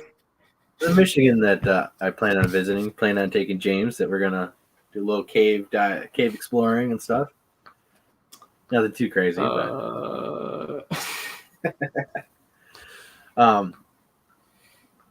yeah, no, there definitely is some cave systems in Michigan, and some undiscovered cave systems. Guaranteed that it would be pretty cool to check out. Not go too far, but it would be interesting to go in there and try to find some evidence of the entrance being used, at least. Yeah. There's speculation that there's Bigfoot is a underground dwelling creature, and that they only come up when we see them is when these few individuals are coming up. Some people say that the military is bombing these things or blowing up whatever is down there, but these things included. So I don't know. It's just interesting that now you have Space Force and stuff, and Space Force is supposed to be for outer space, but underground, underneath the Earth, is more alien-like than. I mean, no Space Force can't even get to Mars right now, so they're not even going to go to Mars. Okay, so what underneath the Earth is more alien-like and actually more realistic to other planets because of how it is. And so I think there's the potential for them to be engaging in some of this exploration and other things like that. Do you have any more pictures? No, that was all the pictures I had loaded up for this. Oh, for this one. Val had canceled kind of late, and so I was rushing to get some of the car stuff up, and didn't even plan about talking about the Giants and all this. Did you have another topic you want to get into then? Yeah, of course. We can get into some stuff. I actually just got a super recent Bigfoot report. Actually, happened. What do you mean super recent? Like within hours? No, it happened on Devil's Night in October. So. Oh, okay. October 30th or something, right? Yeah. A couple days before Halloween. What day it is, I don't know. Where's that based out of? Huh? Or is that undisclosed? Are you not allowed to say where it's at? Oh, this is Michigan. This is a undisclosed location in Michigan. But it actually had crossed the road in front of her very fast. It was probably about 50 yards, maybe 60 yards in front of her or more. This person's not good at judging distance that much, but yeah, same here. She said it was like a blur, a flash, and it was so fast. But she said the thing was pretty massive, and it was very human. It was like a human, it wasn't a deer. It wasn't on four legs, and it crossed into this area. It went into an area where I guarantee no one thinks Bigfoot is at. It's actually next to houses and stuff. It's in the country, but it's not remote. Like a farm, basically. Yeah, it was pretty much in just a little chunk of woods. Next to the road where no one would really go to look for a Bigfoot. And did she stop and watch it walk away, or? No. She was. It was like at a four-way, and then She was like in the middle of the four-way and it crossed. Oh, and then she just drove past it. Was she driving or was she stopped? Yeah, she's driving. Oh, okay. Do you know how And fast this she was person going? isn't. Huh? How fast? Do you know how fast she was driving? She was in the middle of the intersection, so she at a stop, a four-way stop. So she had just stopped and then just started her car. So she's barely moving, really. But the main thing was how fast it was, and that it appeared to her to be standing on two legs, like a person. So interesting. Pretty recent. It was black colored. It was the color of black, really. So yeah, it was pretty interesting. I wish I could go into some of the stuff, but unfortunately, and I think, and for a good reason, is we don't tell locations anymore. We don't talk about that because you could just tell me after. I know. It's because I don't want kids who watch this or kids who watch Finding Bigfoot, oh, I heard that there's Bigfoot over here, and then they go there and something bad happens to them, or someone goes missing, or they have a very traumatic experience and now they don't ever want to talk about Bigfoot again. I mean, there's a lot of things that could happen, even though a lot of the stuff doesn't happen. You also have individuals, former members who don't like me, who, if given the chance, could possibly mess up a spot for everyone else because of how arrogant and ignorant they are about research. Thinking that you, or you could scare the families. They could yell and stuff. You went for an area for years and years and years, and you're trying to make progress, and you're slowly building a type of respect in some type of relationship, even how small and no matter how slow it is. You have some arrogant prick that comes on there and messes up for you, and that's just devastating. That's years of research down there. You have. That's not what I was talking about. Oh. I was talking about people that actually live in the area and could make it aggressive or something. Yeah, well, exactly. Yes. When you have a witness that says, "Hey guys, I want you to come out here, but don't make any calls and don't bang on trees and stuff because the thing is looking in my kids' windows." You should, as a researcher, respect that and not go out there and make a fool of yourself and put him and his kids in jeopardy. I mean, that's some basic stuff. But, or, like I've said before too, if you have some guy who's drunk, who's seen a Bigfoot standing right there in camp, basically, later in the night, start hearing stuff and be drunk, and start shooting at the stuff he's hearing after a Bigfoot was sighted right there, what do you think that's going to do to the people who come to that place the next time? They will have not good things happen. Right. So that guy's shooting at whatever. He doesn't even know what he's shooting at because he doesn't see it, which is a red flag because you don't shoot at anything you don't see. You're drunk out of your mind. You're already seen a Bigfoot. Now you're shooting at what you think is probably a Bigfoot because you already seen it. And now you have other people showing up to investigate the area the next day or a week later or a month later. Now maybe that Bigfoot don't like people. Now maybe he's like, you know what? Instead of being curious and coming up to him and seeing what happens, I'm just going to throw rocks at him. I'm going to scare him. Or you know what? If I was that guy, I wouldn't go to that spot again. If I was so drunk and start shooting at stuff after seeing a Bigfoot, I would never go to that spot again because I guarantee you that Bigfoot will remember that person. He will remember that person. And if you do it again, you might go missing. You don't want to make one of these things mad because you might not come out of the area. So that's why we don't tell locations. I don't tell people, yeah, go here, you'll find Bigfoot.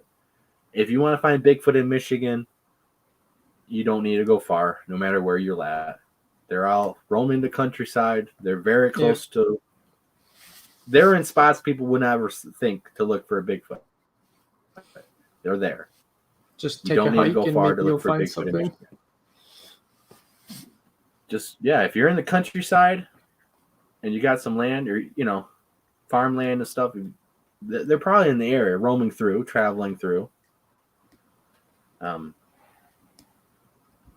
it's we'd like to spread the awareness, but we don't want to endanger people or ruin our own research or someone else's research, or have situations where people are so scared they start shooting at stuff, and now we come in there, and now the Sasquatches don't like us, or we had some type of interaction. It was good. Now we're having no interaction or bad interaction, or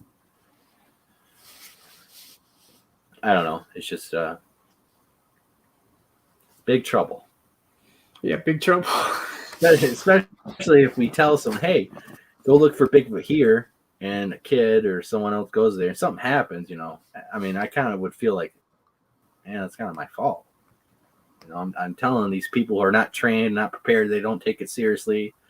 Just, oh yeah, we're gonna go camping and look for Bigfoot, and something happens. I mean, I don't think I'd feel too good about it. Yeah. And because you know what, there's pricks out there, and I don't want them to know where some spots are, because you know what, they're pricks. And you know what, anything they would do would probably mess up the area anyways, especially if they trying to fake stuff or trying to hoax us to find. I mean, it just opens a whole can of worms that we don't need to deal with, especially True. from people who have already tried to mess with us and have continued to do so months after they have left or were kicked out.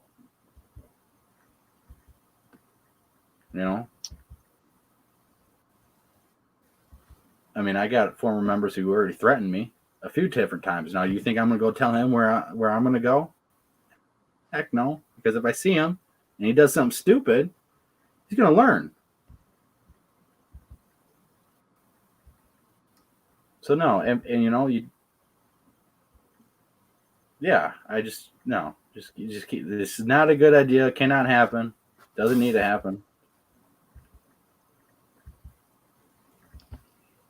I don't think everyone should know where, should go looking for these things anyways. I don't think it's smart for every person to do. If you're dedicated and you're really into this and you actually are dedicated and learning and want to do this, that's a little bit different. But if this is a weekend hobby for you, you need to reevaluate, because would you go out and go looking for a grizzly bear the same way you would as a Sasquatch? Because that's what you're doing. You're going after a creature the size of a grizzly bear that could easily destroy you like a grizzly bear. You think you should be a little bit more prepared and a little bit more intense going into this than, oh yeah, I'm gonna go out there and film a grizzly bear and try to interact with the grizzly bear and stuff. You really think that's a smart idea? And Val, if we had Val on, he'd have told you. He would have had reports and data of people being killed by Sasquatch, of people being taken by Sasquatch because witnesses see the Sasquatch having a person under his arms or over his arms. You have farmers with their heads detached and their guns are bent and broken, or they're beaten and broken and every bone is basically smashed apart. There are reports of that. That does happen. It has happened, and it continues to happen. Most of it is covered up. People make stupid mistakes. I shot my gun off at nighttime at a possum. Normal hunting activity, hunting varmints or predators at night. You can hunt coyotes at night all year long. Doing that simple everyday act that is normal for me made a male Sasquatch extremely mad, to the point where he was yelling at me and he was coming closer. And luckily the female talked him down. Long story short. You can get into certain situations without you even knowing or thinking, you did anything wrong. I did a normal activity and shot a possum at night that was getting in the garbage. that Bigfoot was ready to probably come scare the crap out of me. Who knows? But when he starts yelling in between houses, yelling at me and coming closer, not caring about anyone hearing him, and he's right next to a house. That's some pretty intense stuff. And you don't want to be in the middle of the woods making these things mad. So if you're going to do this, be serious about it. Be respectful. Show respect. Be humble. Know your limits. Don't push the situation. You don't ever back an animal into a corner. It will bite you. It will attack. Sometimes we push the envelope. Sometimes we chase stuff. But we never go too much. We never do too much. We never go actually try to hunt these things or shoot these things. And I think if you're arrogant and you're a prick and you're out there all drunk and stuff, that's not good. We got a question from Prairie Fire. Yeah. He asked, are most sightings in Michigan the traditional roadside sightings? Oh, I wish Val was on here. He'd have the exact. He'd have. Yeah, the whole, I know. I think it goes. I do think that it's roadside sightings are the most, followed by camping and hiking. Yes, I think that's right. Yes. So yeah, you're more likely to see a Sasquatch if you're driving a car, dash cams, and then camping and hiking. He has a split by. I wish I would have had him on. It would have been a great show, but things happen. But he'll be back on another time. We do know from his data that October and July are the 2 months that our most sightings occur. October being the number one sighting because of hunting season. A lot of hunters descend into the woods and push the Sasquatches out. They have to be on the move a little bit more because there's more people in areas that people would normally not go to. Hunters will go off trail. They go in swamps. They go over rivers. They'll go through in these places where the normal hiker and backpacker trail person will not. And so during October, July, Val thinks, and it kind of makes sense. It does make sense too. It could be a birthing season that they're giving birth, because there is a lot of. He does actually have a lot of reports of screaming babies in the month of June and July. Okay.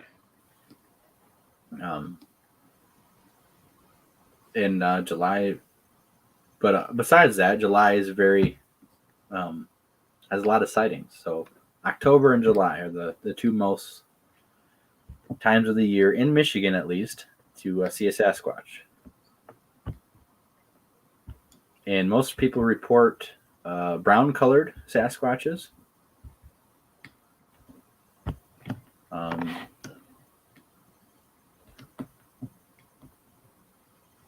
Val has so much data. I mean, I'm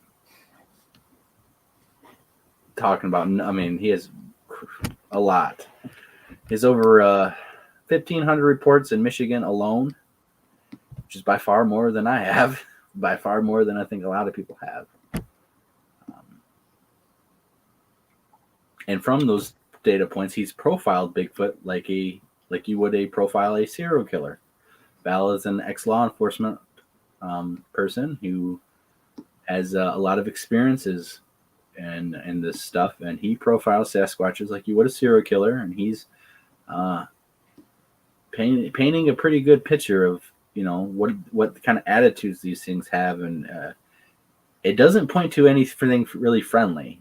It some of these things that they do, like window peeking, trying of door handles, trying to enter the house. He has several reports and data points of them trying to enter a house, wiggling, busting a window, trying doors. Curious. Yeah, being curious, but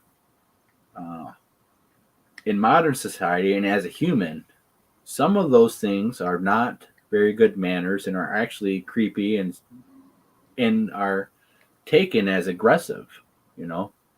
If you try to enter someone's house and you try to enter someone's house. I mean, that's kind of bad. That's taken as a threat. That's taken as an aggressive action.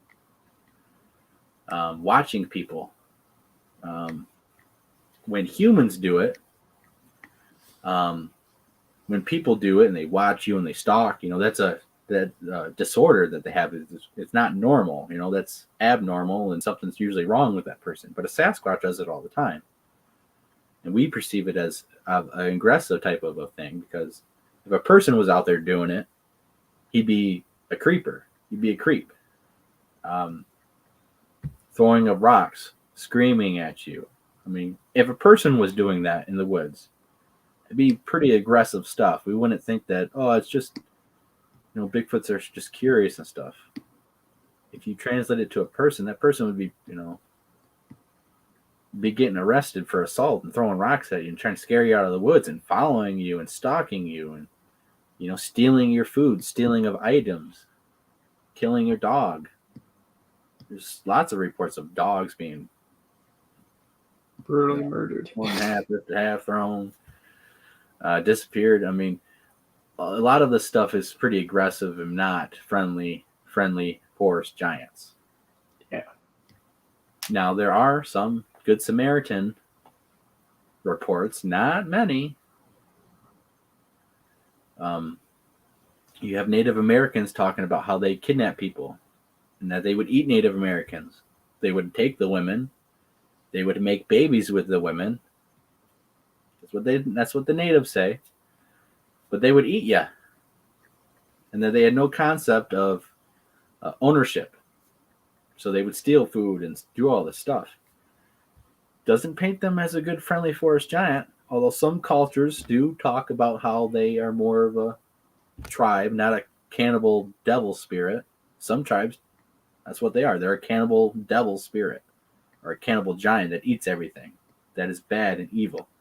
Some of the tribes talk about that it is a little bit more neutral aspect, and that it is an elder tribe. It does speak native languages, and they have their own culture and way of doing things. But modern times, we really don't have all that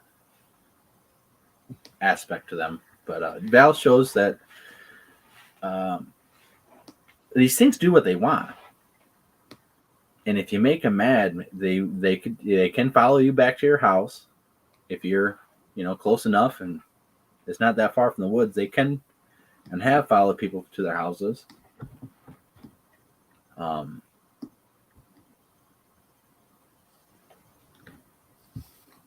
These are things that should not be taken lightly. It's not like going out there and, you're visiting the zoo and you can just watch Sasquatch and all this. I mean, you walk up onto a baby and the mother, I mean, like any other animal, something's going to happen. Now, I think they avoid all that conflict on purpose.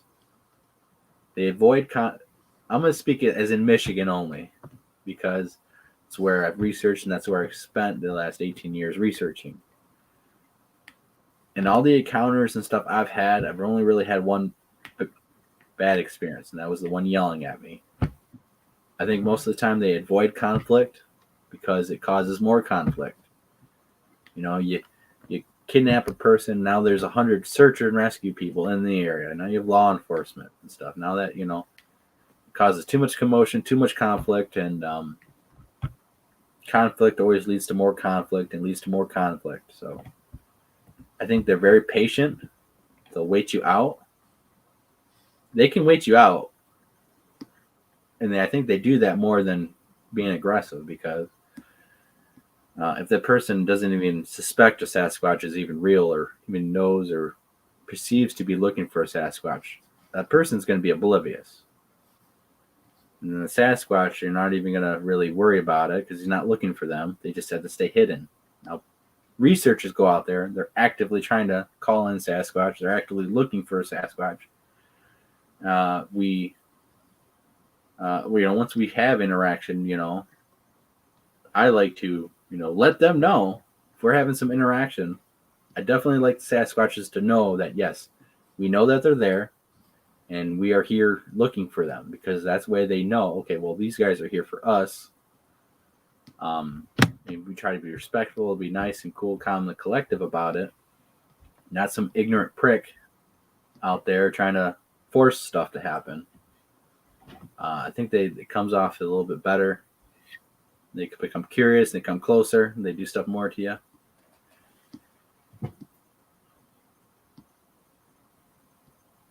I mean, James will tell you, you can be in the middle of the forest during the daylight, and they'll be around you, and they'll make calls, and they'll throw stuff at you. And they'll just stay out of where you can see them. But in that situation, James, that was pretty intense. I don't think that was bad. It wasn't bad interaction, but it was pretty intense interaction. What do you think would have happened if, If I knew of all this stuff that you just told me. What do you think would happen if we acted differently, or if we acted aggressively, or if we, pulled out a gun or something? What do you think? What do you think goes through your mind when you? I'm sure you've replayed this several times. Like, no, I haven't. It was one and done for you, huh? Yeah. I think we know the answer. Yeah. Yeah, that was, and it was just an amazing day.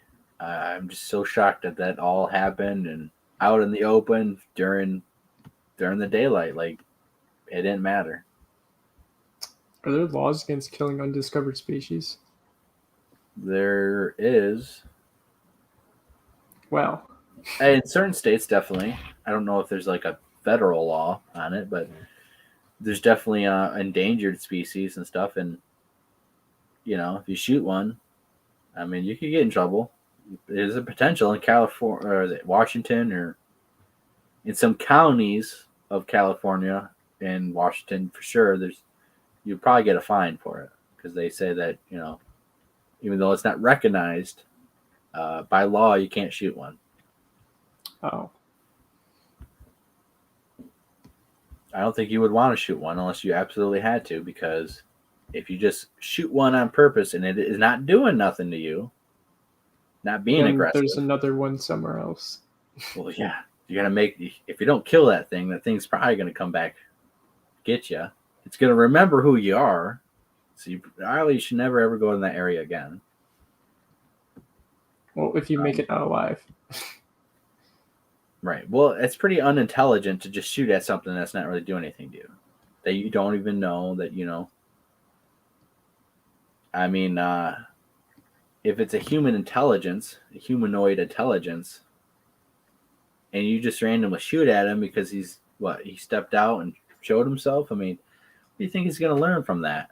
He's going to learn not to show himself, and he's going to learn that, people probably can't be trusted. They're dangerous, and maybe that will be the trigger to make that thing go rogue and start attacking people, because he's had enough. Eventually, it will happen.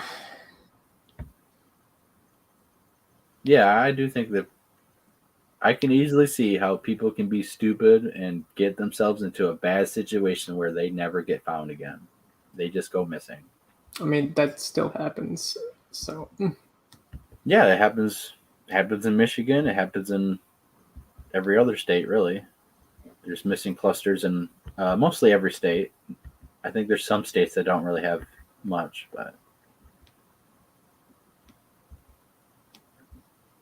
like people that go looking, well, not really looking. They just go walking through the forest and don't get found again, or they find them deep in a cave, or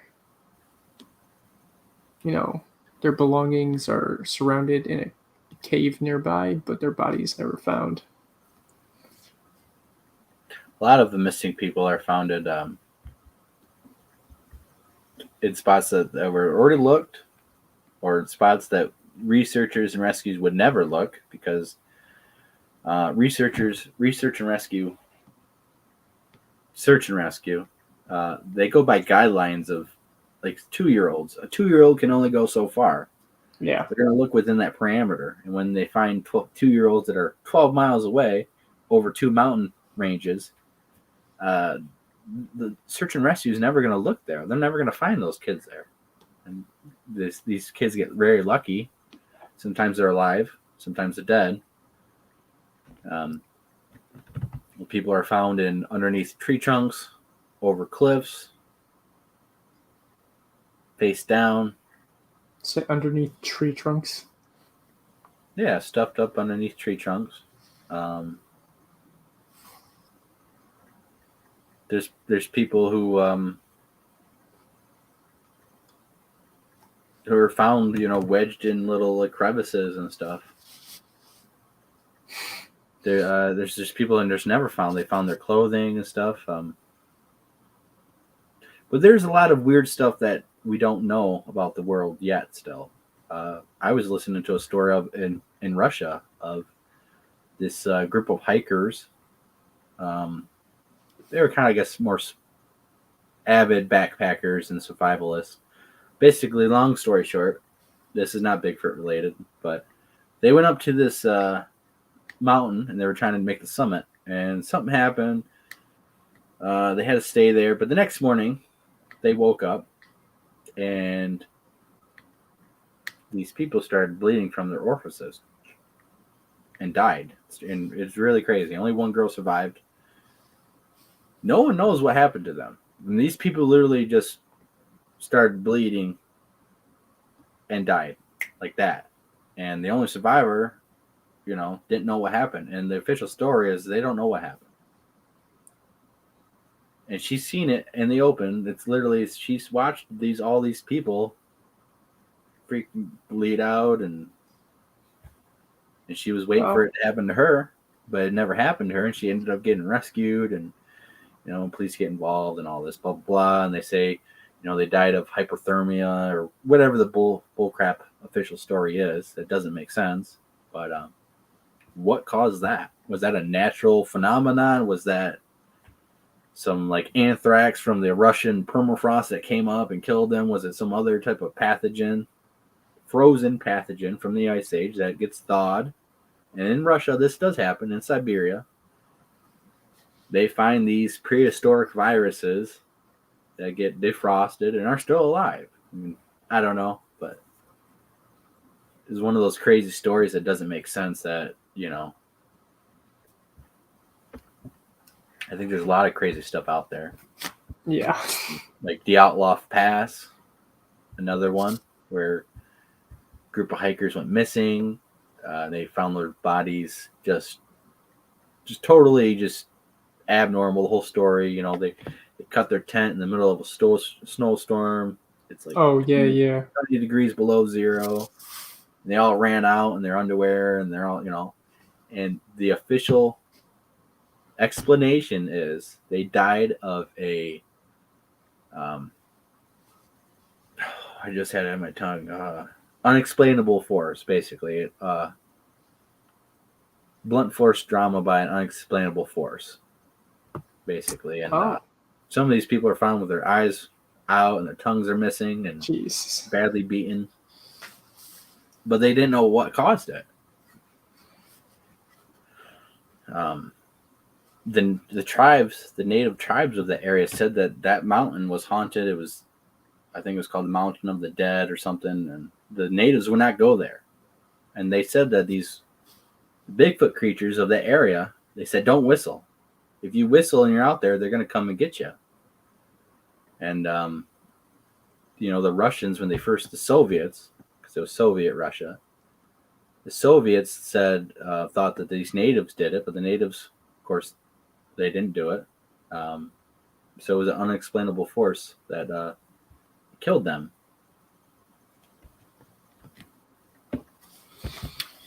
Do you know where Round Rock, Texas is?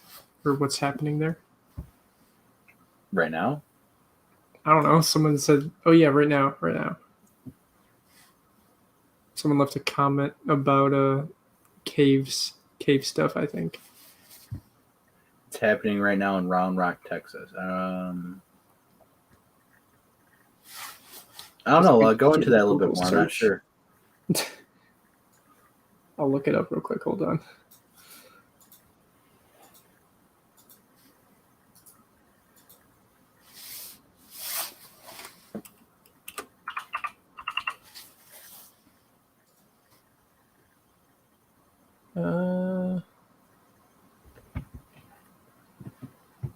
I think he's talking about Bigfoot or something. That's when we were talking about caves, so I don't know.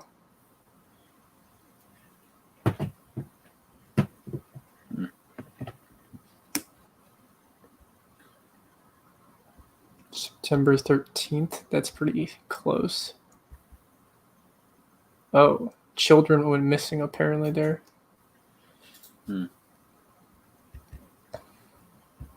Yeah. Yeah, there's people go missing out every day.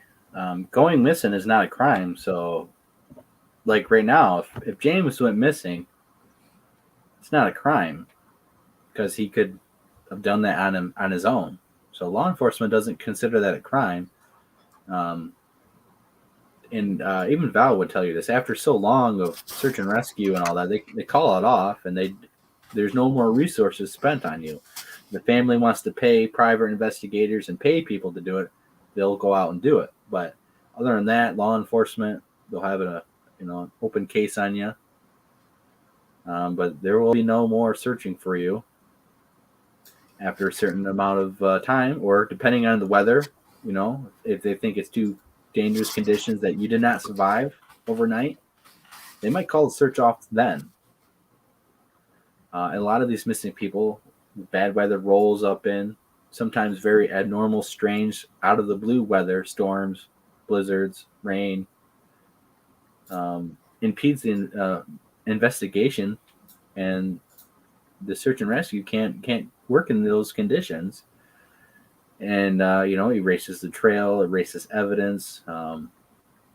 Canines have a harder time, in abnormal weather conditions.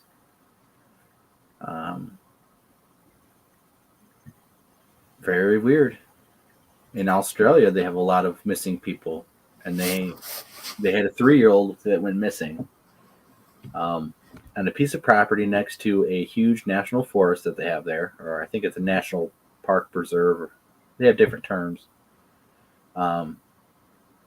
He was found 500 feet from his house down a cliff embankment, and he was sitting in water. And he's been missing for 3 days, and that area was looked, and he was found in relatively good condition, being lost in Australia for 3 days. He wasn't dehydrated, wasn't hungry. The interesting thing is they had a camera up in a tree that watched the whole property. And the 2 hours before the kid went missing and 2 hours after the kid went missing, the video camera malfunctions. And after that after the 2 hours after, it starts working again. So the footage of what happened to that kid is malfunction. You can't see it, which is another strange aspect, because if it was just Bigfoot, how could Bigfoot, what, he zapped the camera and malfunctioned the camera and, stole a kid? I mean, I think there's a lot of more elements at play. And some of these stories, like that one, points to it. But that kid was found alive. He is alive, and they found him. And that was a very recent story in Australia that you can read about, or David Politis, Can-Am Missing 411 YouTube channel. He talked about that story, and from his perspective and all of his missing 411 data points, it was very abnormal, very weird.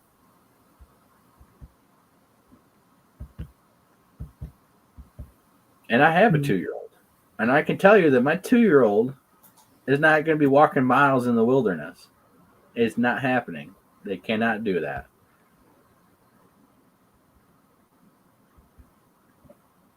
A 2-year-old in the middle of the forest and woods is not going far at all. And that's why search and rescue has parameters to, they're only going to search this far because that's typically, what 2-year-old would do, or the extreme amount of what they think, but yet they're found 12 miles away, dozens of miles away, over ridges, up a mountain, over a mountain, up sheer cliffs that, how did they get up there? Sometimes they're found alive, sometimes they're dead. And all the times they don't talk. They don't know what happened to them. They can't talk. There's one case of a kid who went missing. He was found alive. He's grown up now, and he can't remember what happened. He doesn't know what happened. Those have been happening like very recently too. Just kids going missing out of nowhere, and then being found safe but far away. Well, 3 days. You got to think. 3 days out in the wilderness or in the woods. I mean, you're going to be a little bit maybe dehydrated. You're going to be a little hungry. And a lot of these kids are found in pretty dang good shape, considering that they're 2 and 3 and they're not an adult. And you got to think, a 2 or 3-year-old kid's body is not going to hold as much water as a full-grown person. They're going to get thirsty faster. They're going to get hungry faster. They don't have the tolerance or the willpower to push through it as much as people. A grown man can survive a lot longer than a 2-year-old kid in the woods. Even after 3 days, 3 days is a long time to be out on your own, even as an adult, let alone a 3-year-old or a 2-year-old.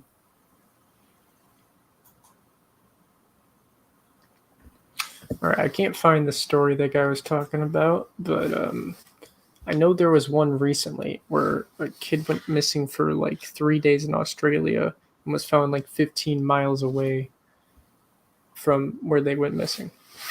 It was like very recent, like within like 2 weeks or so. Yeah, Australia has a lot of missing people, a lot of missing kids, and someone's taking them. Now, the natives said that Bigfoot would take kids, or there's different cryptids of like the deer lady would kidnap kids. Deer lady? There's cultures of a deer lady is what they call her, or a deer person lady. And she's basically a boogeyman that kidnaps ungrateful and bad kids. She wears a basket, and she takes the kids and puts it in the basket, and then, she goes and devours them.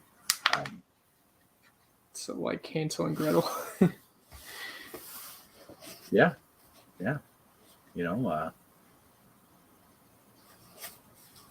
They say a lot of those myths and legends and stories have a little basis in truth, a little speck of reality.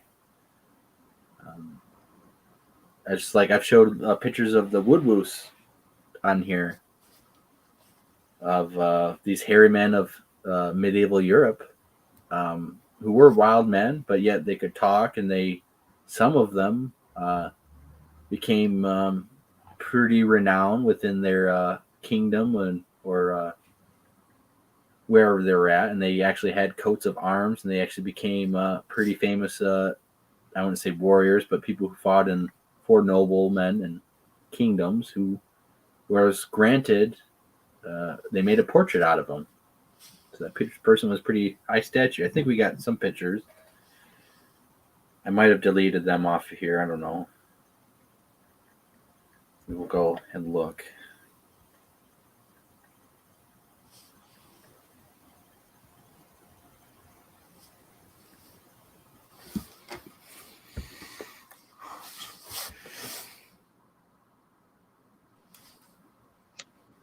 All right.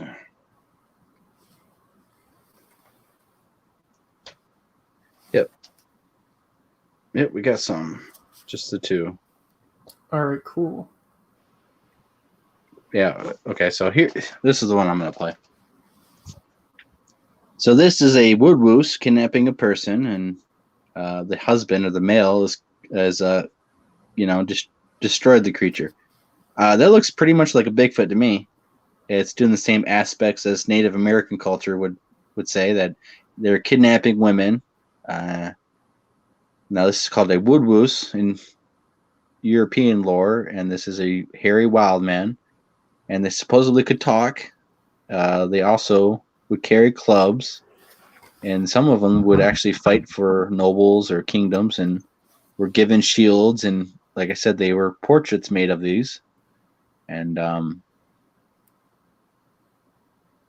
it's very fascinating that you actually have historical references that play out like this. I mean, now this is obviously a gift, and these are pictures that are, formatted to play the story, but it's pretty compelling that a Sasquatch or wild man is trying to kidnap a people and trying to kidnap the women to make more babies and stuff, and this leads to conflict. And the Native Americans say the same thing, that they got tired of the stealing and the kidnapping, and they would go to war. They would, try to herd, different. There's a lot of different stories of all these wars and conflicts, but a lot of them say that they would drive these Sasquatch into a cave, and then they would light the cave entrance on fire and kill them with smoke and shoot arrows at them as they came out. This is another famous picture of a German knight battling a woodwose or a Sasquatch in the forest of Germany. And this, I mean... Well, I know who won. I don't know. Look how big that thing is compared to that guy. Yeah, I'm saying the thing won. But here's another thing that most people don't notice. Look behind the Sasquatch. People behind him, yeah. There's already people on the ground. That's what I'm saying. I already know who won. I mean, that is a pretty dang good representation of a Sasquatch, of a wild man, of what people are seeing. I mean, this stuff is real. People were seeing these back then in Europe, all over the world. It just begs the question: is it all related? Is it all,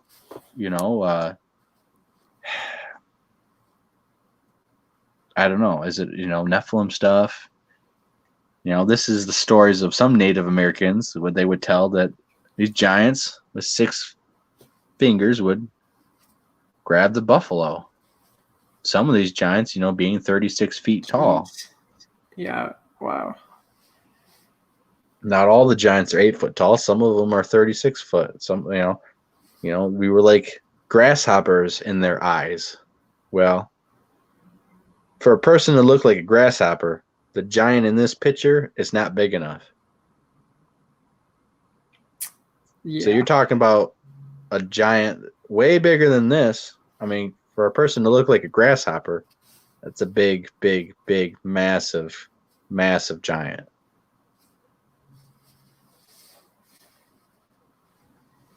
So here we have the skulls of Lovelock Cave on display.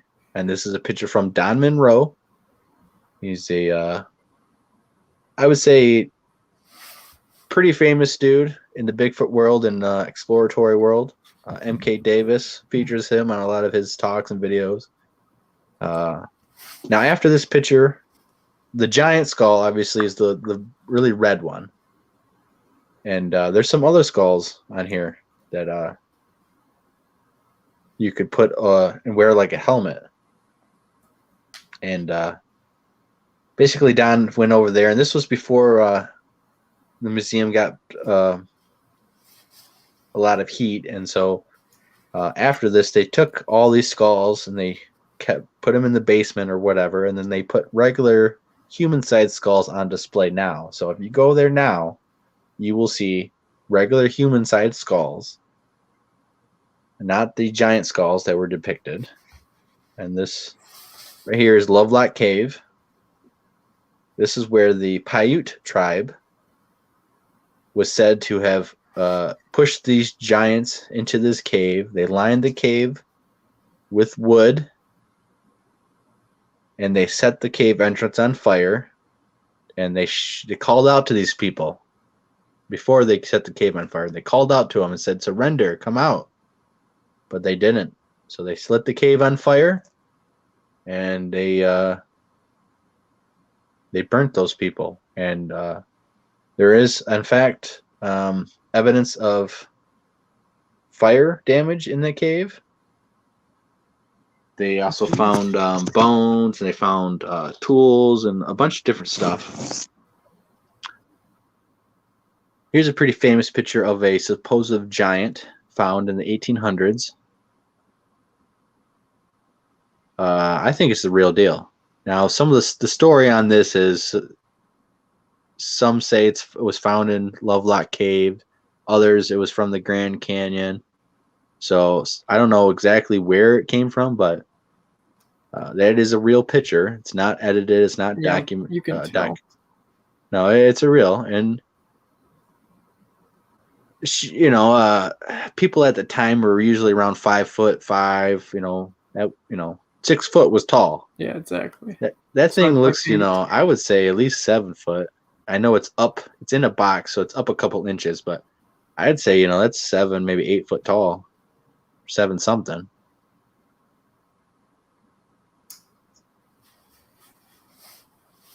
What a face on that.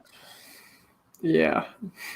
And that's not a skeleton. That's like mummified because it still has the skin and stuff. It's not bones. I mean, look at the legs. That's a pretty good chunk of muscle and flesh still on there. Oh, that's so scary, then. Jeez. I know. And what a face. What a creepy face that is. Yeah, it looks angry. It looks angry. Yeah. But the interesting thing about this is it appears to have clothes on. It appears to have some type of cloth on its hips. That's not skin. That's not. It seems to be a cloth, type of cloth or something. Oh, interesting. Yeah, it is interesting. It is very interesting. And was this documented at all besides the picture? oh yeah. This is a pretty famous photo. There's a story behind it, and yeah. I don't know what happened to the body. Maybe the Smithsonian took it. Probably. I can't remember the story on this. It's been a long time since I read it because the people don't know exactly where they found it. So there's some speculation, and the more times the story gets told, like the telephone game, it gets changed a little bit. But the photo is real. It's not faked. It's not a photoshopped image. I mean, that is kind of scary looking. Yeah.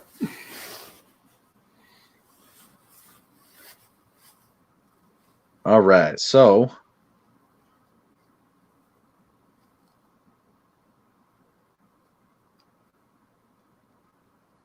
let's show a video of Bigfoot. Let's show a video. This video I got is from Bob Daigle. He is a Godfather Bigfoot researcher of Michigan. He's one of the first people researching heavily in Michigan. He's still doing it. Awesome guy. And he got this footage from a property owner of a Sasquatch destroying a garage or a barn. So let's play that.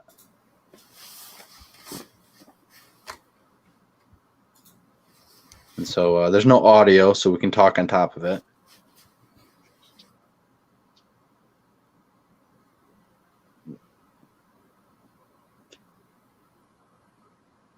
So if you watch, he's going to actually break some boards right off the side on the right. And punching them out, breaking them. He's going to pick up a piece of concrete, and watch how fast he throws this piece of concrete. And if you guys really watch how he throws it. So he's picking it up now. Watch how he throws it. That white thing. Now, he doesn't overhand throw that. He picks it up, he underhand throws it from his side, from his hip.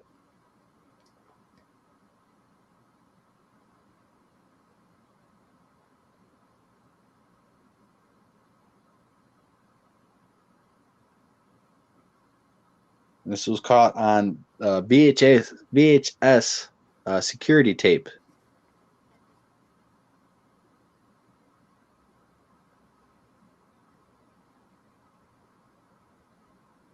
then messes with it. But here we replay it again. Now, just imagine, how much power do you think it takes to punch and break? He doesn't break the board. The board busts off the whole thing. He doesn't break it in half. The nails literally come off and the whole board flies off.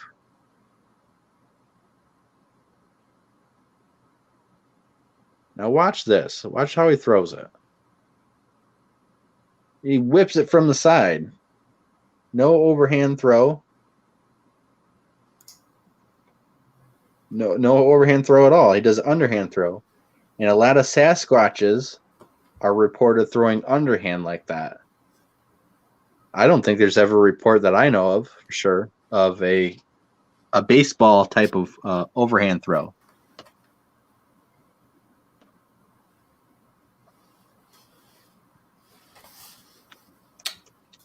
Not that I know. And I know it's hard to see and stuff. It's shot on VHS. I think the resolution would be like 720p if you're lucky.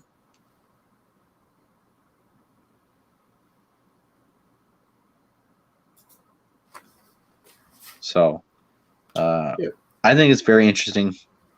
Pretty compelling footage, but I know it's not the best and people are gonna, knock on it and all of that. But I've looked at that. It looks pretty impressive. Yeah.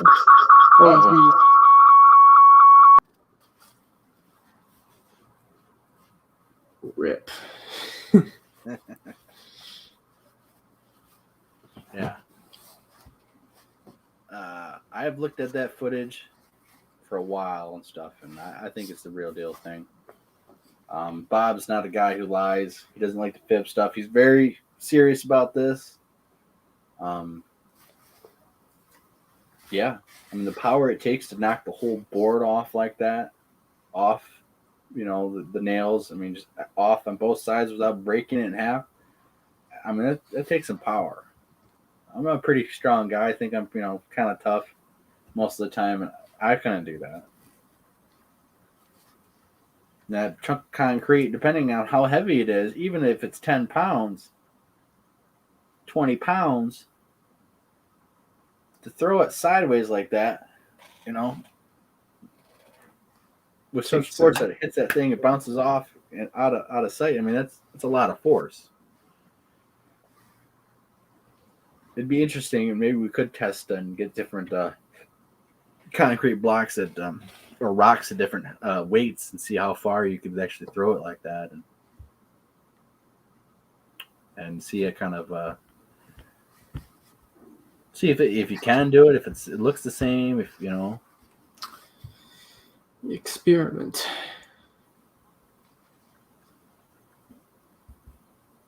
Yeah, I mean. Hopefully, if my computer seems to be working all right, as long as it still works, we can pump out some videos out. But yeah, I would move the touch mouse, and it would just go blurry and go zzz, like that. I'm like, oh no, seems to be working fine. I might have to do something with my power cord. That's possible. Well, is it messed up? Well, yeah, the cord is kind of messed up, and it doesn't charge it. So, if you take the cord out, it's going to be on low battery. It says it doesn't keep the charge. Yeah, it you might need to have it plugged in the whole time. Yeah, I have to have it plugged in the whole time. Yep. But we'll see. The weight.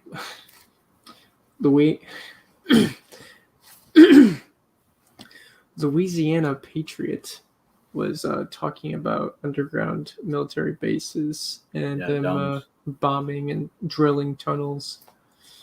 Yes. Yeah, we do know for a fact that there is these deep underground bases, bunker bases. There is actually a map.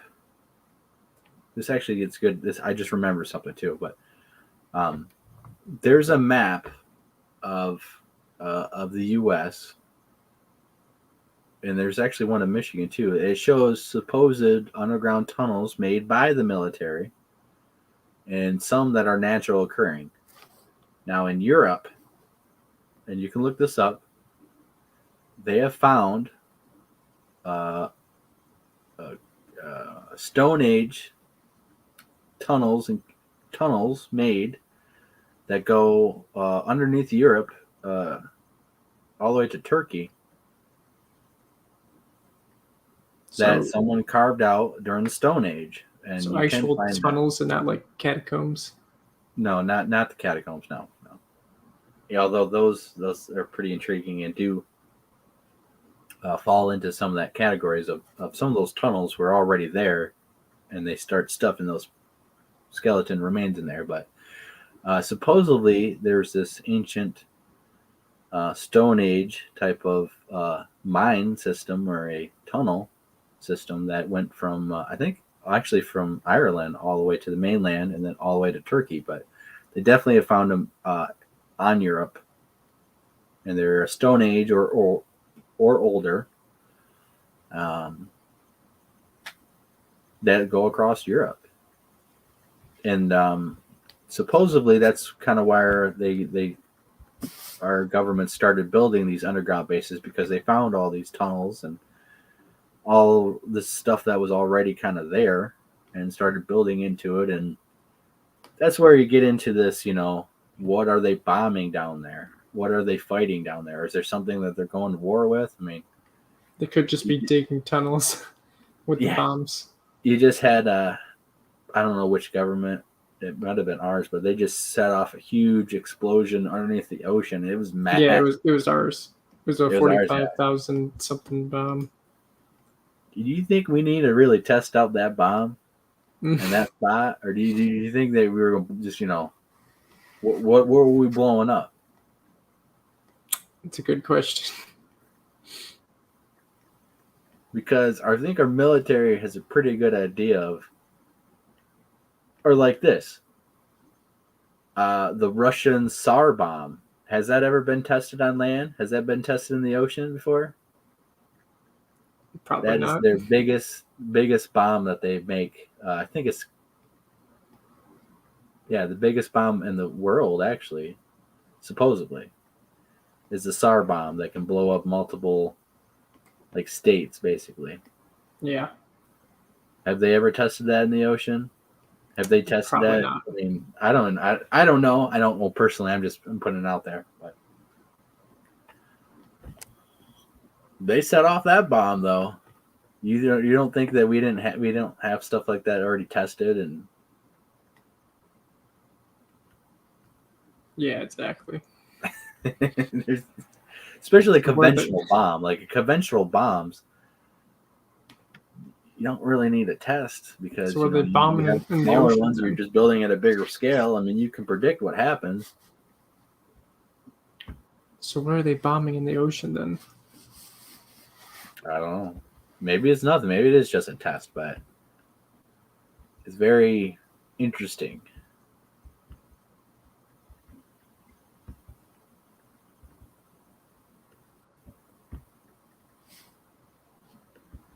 And so, there's Val would have talked about this a little bit, is military rumors and military things that supposedly were underground, blowing up stuff, fighting something.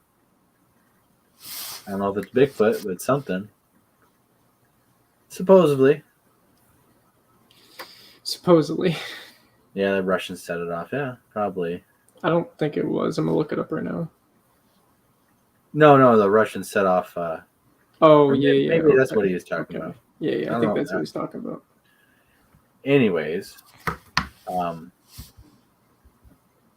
there's so much stuff that we don't know, that we're not being told, that we probably never really are going to know.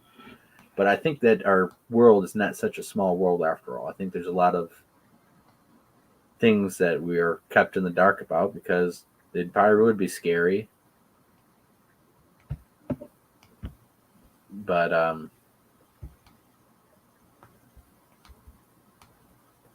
mean, the U.S. the government just declassified some footage and some documents on UFOs and aliens. And they had 2 videos that they said that, yeah, these are real UFOs. We don't know what they are. I mean, they did come out and show those things, so... And apparently other countries haven't because they thought maybe it was our technology. Like Right. the USA's, yeah. Well, of course we have stuff like that, but we have, Yeah. whatever they are showing us, like, oh yeah, this is the new blah blah blah. That's old. That's crap. That's Yeah, that's obviously. old. Yeah. That's not. It's obsolete. You're right. They got stuff that would. They probably have the aliens. Apparently, we got stuff so advanced and so stuff that if there was a war that actually happened that we needed to use that stuff, it would be like within hours. It would be over with, or a day. I guess the reason why we don't use that stuff is because we don't want other people to know what we have. We don't want other people to try to build it. Yeah. Well, apparently there's such a big shock and awe, and the U.S. has by far the biggest military budget of the world. I think it's like the next 4 of them combined. Official budget. Then we have the black budget, which is unofficial. Who knows the amount of money that they push into that? It's called the black budget, and I've never heard of that. the black budget military spending. Yes, it's basically a blank check of whatever they want. Unofficial usage of the money. So we got stuff, we got stuff that no one else has, no one else could believe, and if it, like they said, they declassified those videos and said these are aircraft that are not the U.S. government. They don't look terrestrial or human terrestrial aircraft.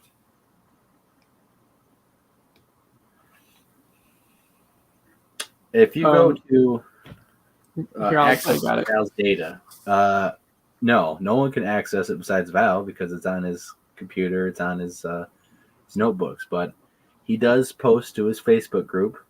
It's Michigan. I'll do it. Hold up. Yeah, you're gonna put a link in there.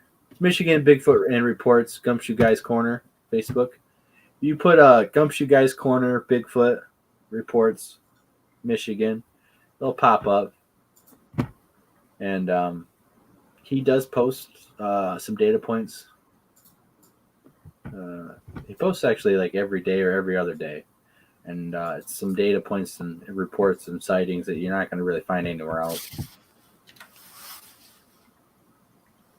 He has 120 something data points that are unique that he, goes through a report and stuff, or if he gets reports.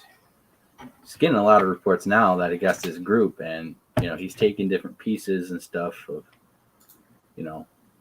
data of was they in a tent, what was the Bigfoot doing, what color, time, weather, and he's all putting them in all these data points, and they're all painting a pretty good picture. And Bigfoot are definitely more aggressive. I've heard more crazy aggressive accounts and from his stuff than anywhere else. A lot of people say, well, there's never been a Bigfoot attack. That will prove you wrong. I'll prove you wrong pretty fast. You got reports of people being peed on by a Sasquatch.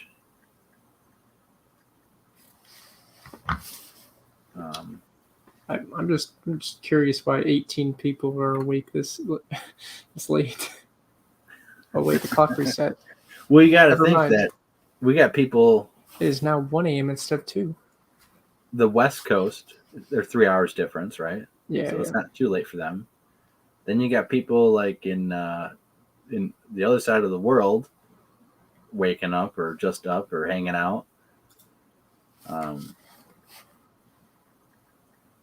I know there's this pretty cool guy. He's Filipino survivalist. I think that's what his YouTube channel is. He's watching us. He's from the Philippines. Oh, The Philippines and Thailand and stuff. They have a lot of missing people too. And I those know some of those giants. The giants live there. well, they just wild people, giants. I mean, when I say giants, I'm talking about the pictures that we showed they're not hair covered.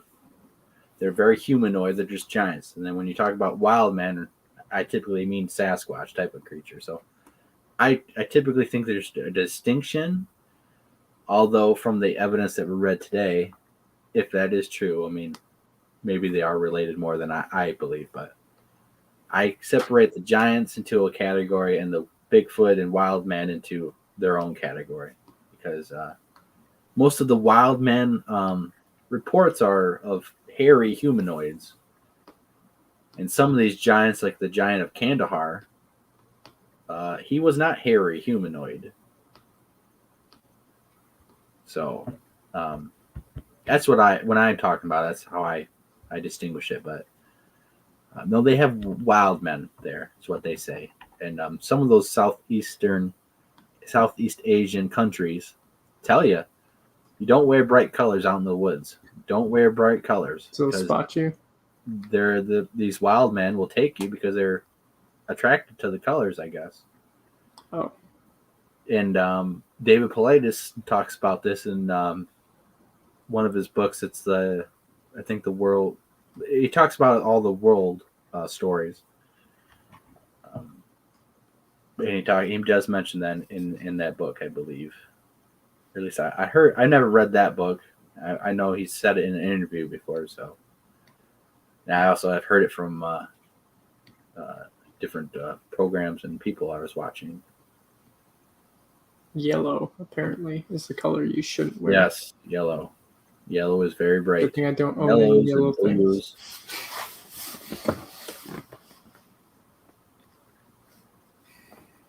Yeah, certain things you just don't do. And they have a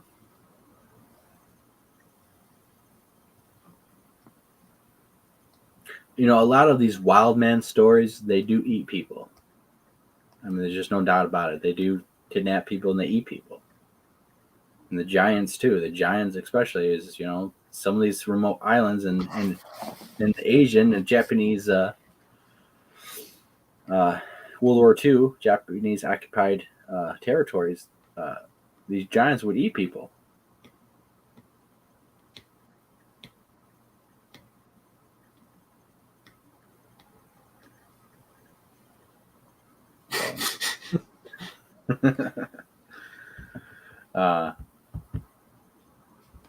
So yeah, Earth is and there's so much more. The mysteries of like Atlantis and all these ancient cities and treasures and lost treasures and all these myths and legends. I mean, a lot of it seemed to be far-fetched fantasies, but we are finding historically that that this stuff is kind of real. Like the city of Troy, that until it was found, a lot of people thought it was just a story until the guy found it. We find Roman swords and Roman coins in America that don't belong here. We find artifacts that are out of place. They just discovered in Ireland jewelry and stuff that was made in Egypt. And they, how did they get to Ireland? Buried in this royal person's grave. That's a good question. Is jewelry made from Egypt? But yet there's no official record or anything of Ireland's culture and Egypt's culture, integrating, trading, or anything like that. That's preposterous. It's possible somebody bought it there, moved all the way up there, sold it to someone else, and then they moved there. And got lucky. Of course. Depending on the age difference. I think there's a little bit more to that story, though, of why it's pretty special and significant. I'd have to read the article again, but They are just finding out now. There's articles that have Native American ancestry in Viking, in was it Iceland, I think. That the Vikings must have came over and took some Native American women and brought them over because they don't know how the bloodline is in these people. And I know Leif Erikson came over and stuff, but I don't think he took that many natives back with him. I don't know if he took any. I would assume so because that's what Vikings do. They take and raid people's stuff, but they are finding that there's DNA in there. In Ireland, I believe that's where this church is. Could be northern England, but in Ireland, I believe there's a church, and they have corn displayed. They have carvings of people, and it looks like natives or something, and corn. But they brought corn over, and corn is from the New World. They didn't have corn in Europe back then. They didn't have corn in England or Ireland back then. So there was a direct historical account in stonework in the church of, yes, there's people going to the New World and they're bringing back corn and they're interacting with these people, the natives. So we do know for a fact that not only Europeans, but there's supposedly Chinese came over here, and different cultures came over to the Americas at different time periods. If you look at the Olmecs civilization of South America, they have the big, massive stone heads that they find. They're different races of people. They look to be black. They look to be Asian. Some are Caucasian. Some are Native American. But it's interesting that you actually have different races of people that are found in South America in these marvelous stoneworks, megalithic stoneworks. And some of them we don't know how they did. Some of them we know very little about that culture, actually. Yeah, Roman coins found in Ohio. Yep. They're found in river systems. There's a sword found in, I think, Illinois. Out-of-place artifacts found in America that shouldn't be here. Potatoes from South America. Yeah, there's different stuff. Yeah.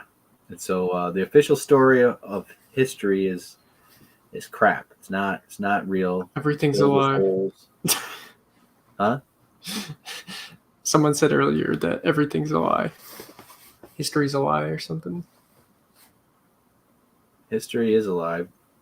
History is written by the winner.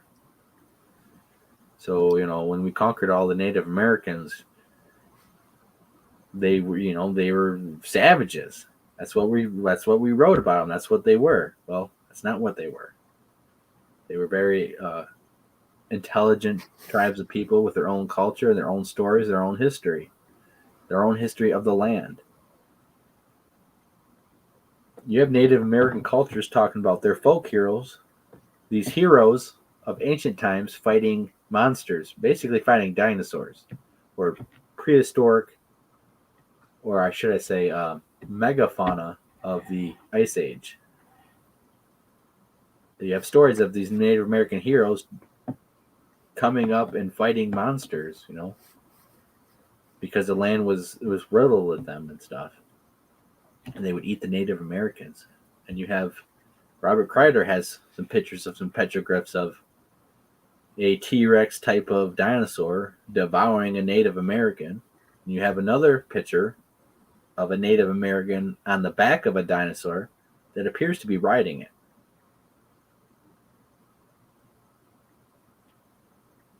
There's a bunch of petroglyphs of like it appears to be starships, or you have people with horns on their head. You have different, just weird stuff that they were seeing right next to buffalo, right next to horses, and all these other animals. You have this one that's like what the heck is that? Or of a Bigfoot looking creature. They have stories of all this stuff, and it really begs the question of, it's like, the official history of Native Americans is before the white people came here, they lived the same way for thousands of years, changing very relatively little, not really evolving or advancing any technology or at all. And all of their history, and their oral traditions is all folklore, made up, imagination stuff. Because they didn't write it in a textbook. So therefore it's not real.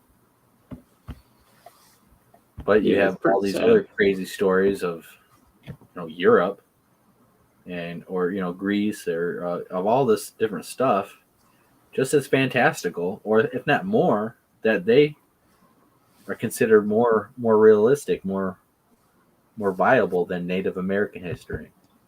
They don't treat any of the stories or traditions, anything as real. It's all folklore, imagination stories to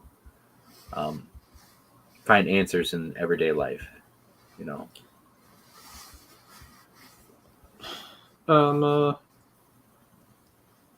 Prairie Fire also said that cocaine residue was found in all of the pharaohs' tombs.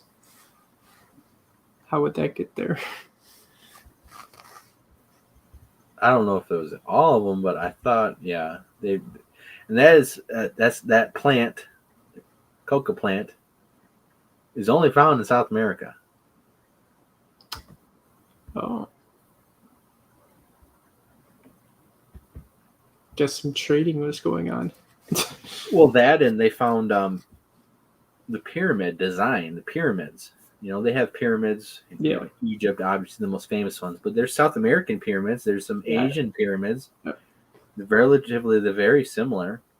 They find a lot of pyramid structures all over the world. And mummies. Yeah. Yes, mummification. Egypt was famous for that. No. He's saying that the cocaine was found in the mummies.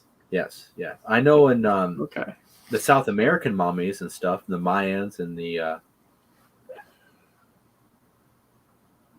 in Peru and stuff, in Central America, they do find mummies with cocaine in their systems and cocaine pouches and stuff like that, of course. But the mummification, they find mummies in China. They found mummies in different sporadic places. How do all these different cultures decide that's how they're gonna, preserve their dead bodies, not dig a grave, but mummify them? We have the bog people, who are mummies that are people that are thrown into bogs that become mummified in a special way through the bog, and have been preserved very, very good. Just interesting. Yeah, it sounds very interesting.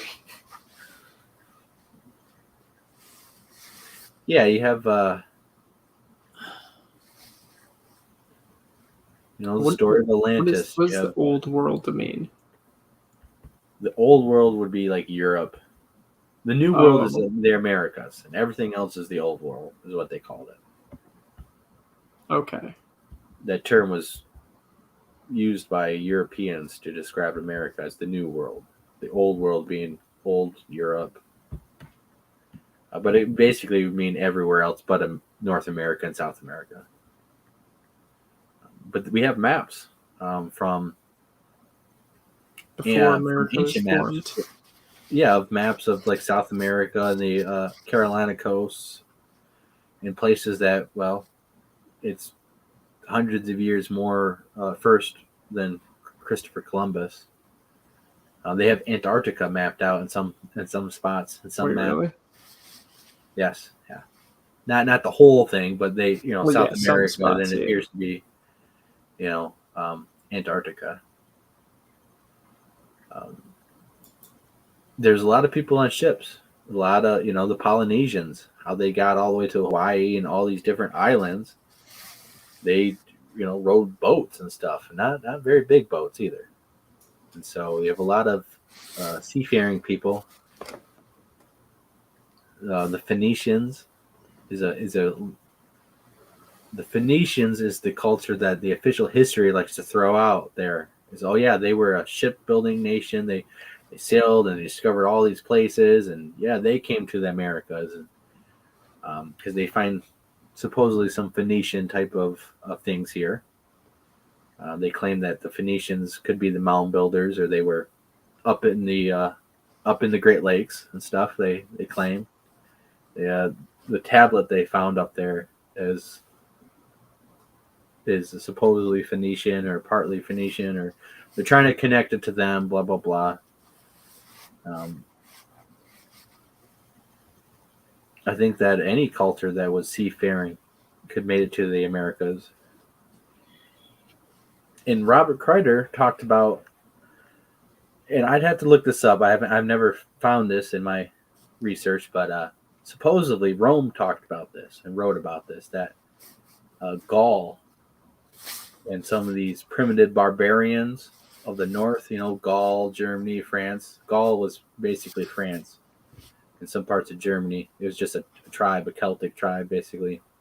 They weren't Celtic, but they were all kind of very similar type of cultures and stuff. But supposedly they had ships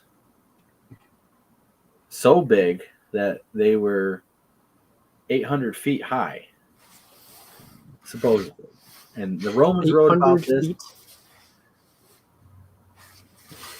I can't confirm that. I haven't read that for myself, but I do believe Robert Kreider on what he researches and what he does. Been in the field with him. I know what he knows what he's talking about. Do you mean That, long yeah, or like tall? I thought it was tall.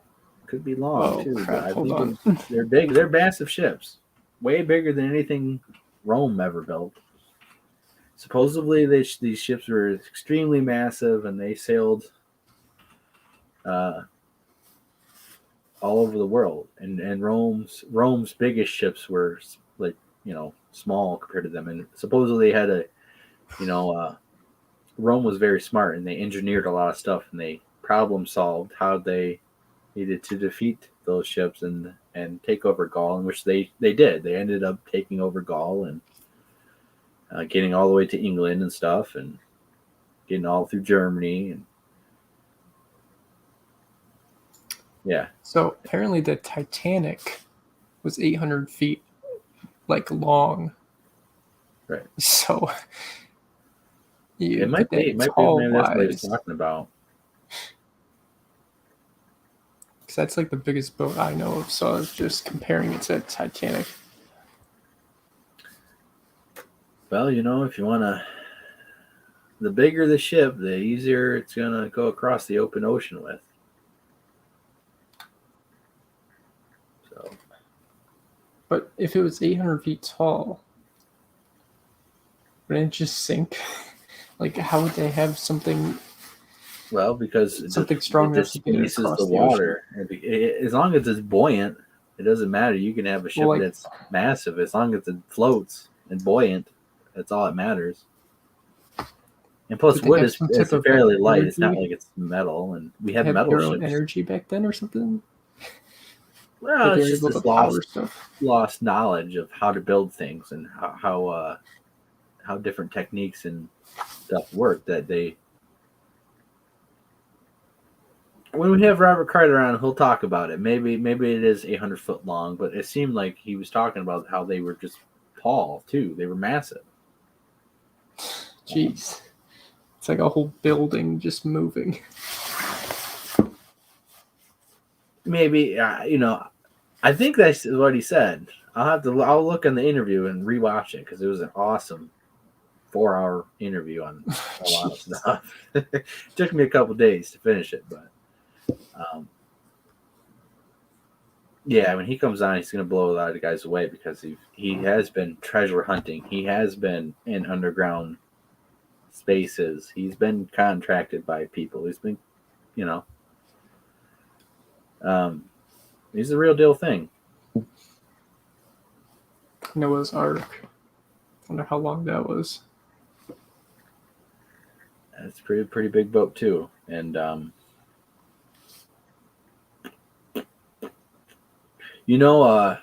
not getting off topic, I guess, but Well, not really. This is going anywhere. So some people think some of these Celtic tribes or these Gallic tribes or Germanic tribes were supposedly like the lost tribes of Egypt and stuff.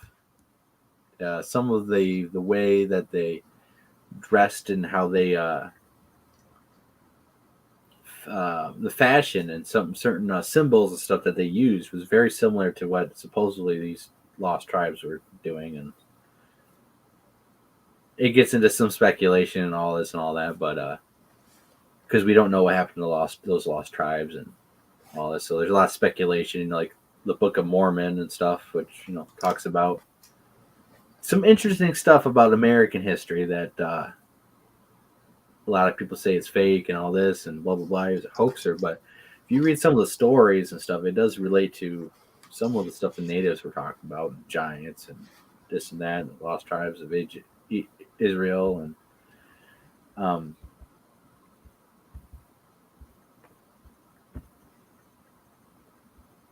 it just it's fascinating that a lot of these cultures and stories and the grand scheme of things is all kind of related somehow. It's interesting. So, just like the Library of Alexandria in Egypt, before that burnt down, how much knowledge was lost? I mean, how much knowledge was in there? Supposedly there was maps and ancient technology and stories and myths and legend and artifacts. They got all burnt up in the Great Fire of that library, probably on purpose. There's only one way to find out: time travel. You don't want to time travel. You know why? You go back to that culture. You don't speak their language. You definitely don't look like them. And either you're going to be killed for being a witch, or you're going to be praised as a king or a god or something. So time traveling is fun until you go to a place that's like you can only go so far back and to speak English. So like you go so far back, people aren't speaking English. Yeah, they're speaking like old English. And, yeah. And Saxon and Germanic type of, because English is actually part of that type of language groups. So you can only go so far back of speaking English.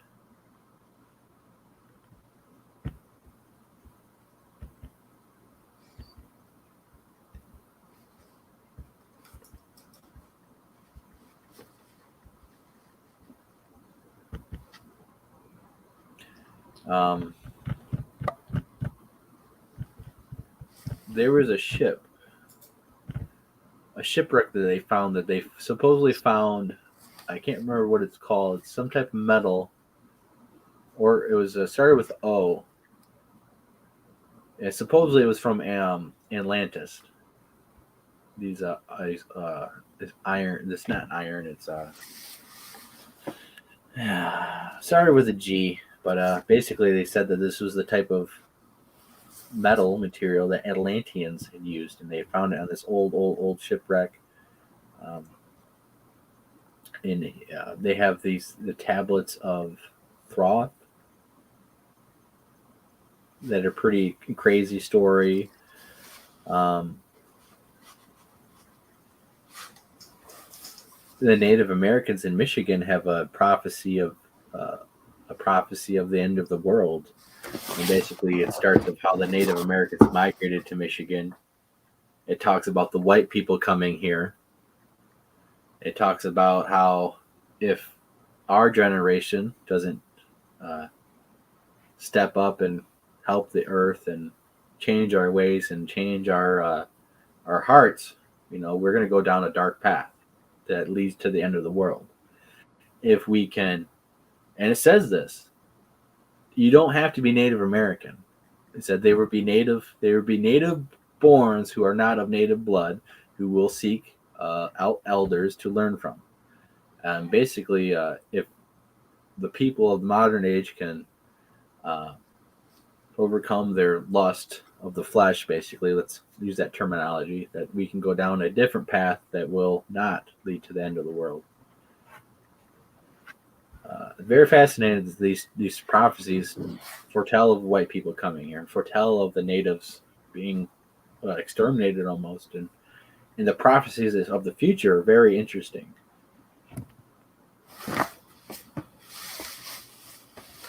And I don't know, it's all interesting to me, all this ancient stories, ancient artifacts, ancient lost technology, these wild men, these giants.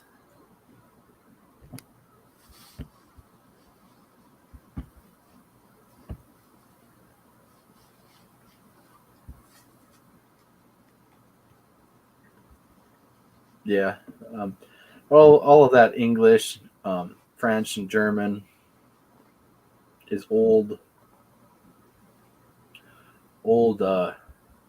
languages of those tribes of people that lived through there. The Gauls, the Germans. It was called Germania by the Romans. Egyptian language. The Celtics were from England, and they had some Celtic tribes over here on the mainland too. A lot of cultures we don't, from the Celts are lost. The Druids was a religious sect of them. We don't know very much about them. We speculate a lot. Stonehenge, how was that made? Who made that? What was it used for? Really don't have the answers for that, other than, they suspected it was for looking at the stars or telling time or whatever.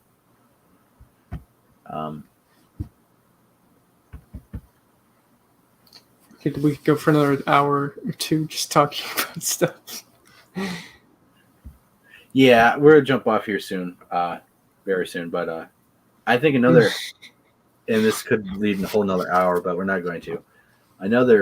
A story that is very similar to cultures around the world is the place of like Hyboria or Albalon of England. And in Eurasia and in Russia, in the Russian culture, they have a place that I can't remember what it's called, but it's the same thing. In the Himalayas, they have a special place, Shangri-La.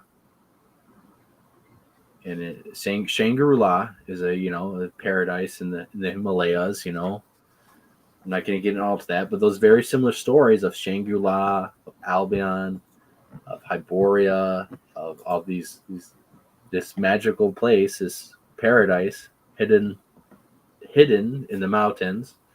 But you have different cultures in different places talking about maybe not the same place, but similar places that sound the same. Albion, was this mystic place that they say that. Anyways, I'm not getting into that. It's going to be too long. But you have these different cultures talking about this paradise place. It's in the Himalayas. The Russians are talking about it's over in Eurasia. Europeans are talking about it's beyond Britain and beyond England. There's something similar going on.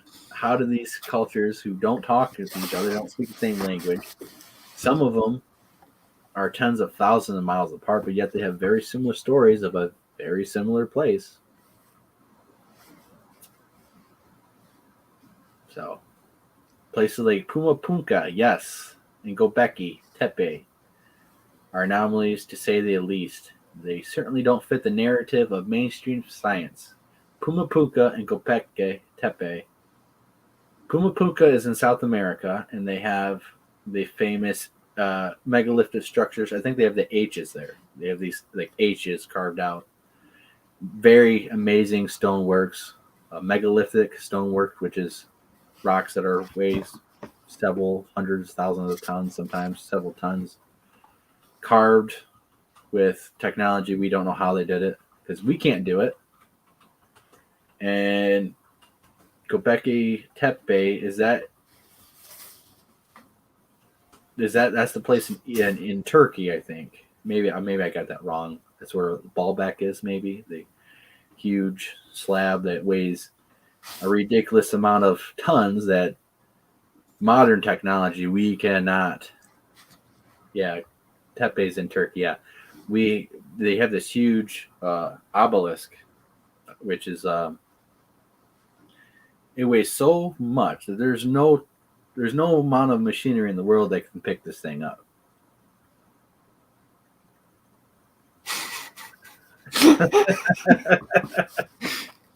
How do I know all this?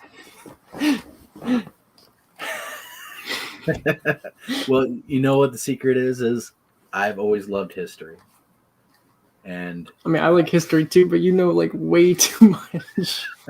it's fascinating to me. It just ever since I was a little kid, I was watching programs on, Bigfoot, aliens, ghosts, all this, but also ancient technology, ancient mysteries, ancient treasures, ancient stories. And it just fascinated me so much that, back when the History Channel was the History Channel and not reality TV, they had great programs on. And I read, articles and this and that. And, when you're passionate about something, you enjoy it. It's not work to read this stuff. It's not like homework. It's fun, So, yeah, I don't know everything, but, I know a little bit about stuff. Yeah, just a little bit. Just a little bit. I interrupted you. You were talking about something. I thought that was funny. Yeah, Tepe's in Turkey. They have the biggest stone obelisk ever created, and it's still in the quarry. They don't know how they were going to move it. They don't know how they were going to do anything with this thing. And there's other places around the world where they have very similar type of cuts made, even though it's different designs of the megalithic structures. They have different cuts made, or very similar cuts made, that we don't know how they did it. We don't know how they moved these giant blocks of stone, like in Egypt when we Great Pyramids. We think that it was slave labor, and they drug these massive blocks all the way up this huge rampart, all the way up, and blah blah blah. Well, there's pictures in Egypt of these giants who have some type of tool. I can't remember what what it would be called, but they have these blocks, and they're carrying a chisel. No, it's a. I can't remember what it's called. Anyways, it's just a stick that they hold like this, and then each end there's ropes, and it's tied to. Okay, I know what you're talking about. Yeah. They're showing a giant who is carrying 2 of these blocks that weigh thousands and thousands of tons. That no human can do that. And they have pictures of these giants carrying these blocks, supposedly building the pyramids. Well, they don't tell you that in the official history of Egypt. But you can find these petroglyphs. Just type in giants building the pyramids or pictures of giants building the pyramids. They might have that petroglyph or that. Is it called a yoke? No, it's not. Okay, yeah, it's not called the petroglyph. It's carrying pole. Something else. It's not hydroglyph. What? I'm talking about. Never mind. No, you're talking about that tool instrument. Yeah.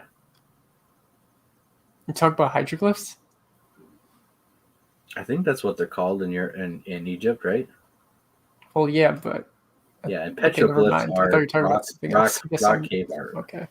By Native Americans or cavemen or early humans. Yeah, they have pictures of these giants.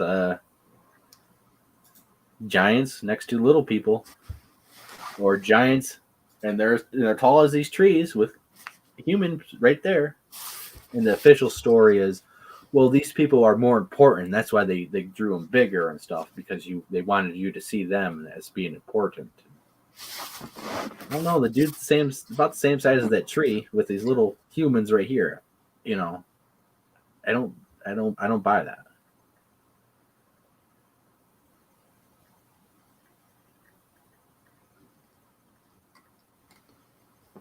Okay, yeah, Baalbek is in Lebanon. Okay, so I had messed that up. Okay, Tepeki. Okay, so the place in Turkey, I think, is talking about the underground bunker system that they made of ancient people made of this ancient bunker system with air shafts and stuff like that. Yeah, Baalbek in Lebanon is the obelisk I was talking about. That weighs several thousand tons. So you have different places with these huge megalithic structures. Yeah. Yeah, Tepe, I think, might be the bunker system that they made in Turkey with ancient technology that they really don't know how they made, and it housed, I think, several hundred people.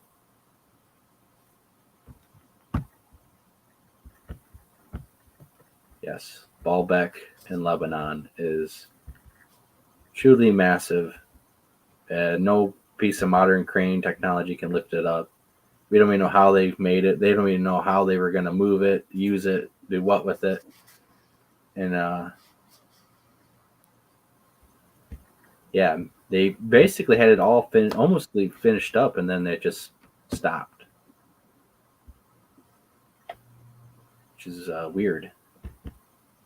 It's like they didn't need it no more. Something's happened. They found what they were looking for and gave up.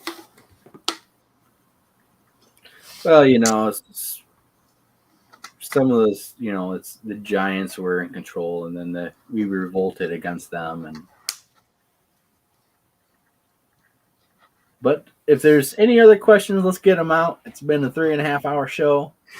Oh, I mean, we could easily do a 4 hour, but nah, this is gonna be the longest show we've ever done on the. Oh, really? I thought we'd done one longer before once. Maybe we did. I don't know. 3 hours and 30 minutes is pretty long. I'm gonna have to look. I think we've done some 3 hour ones for sure. I've seen a few already, so. Maybe we'll do the 4 hours at one point. Oh, jeez. Yeah, but not right now. It's almost 2 a.m. here. I think I'm gonna make some food, stay up a little bit. I have the same plan. Yeah, I'm up. I can't go to sleep, so I'm gonna eat and learn some stuff off the history stuff. And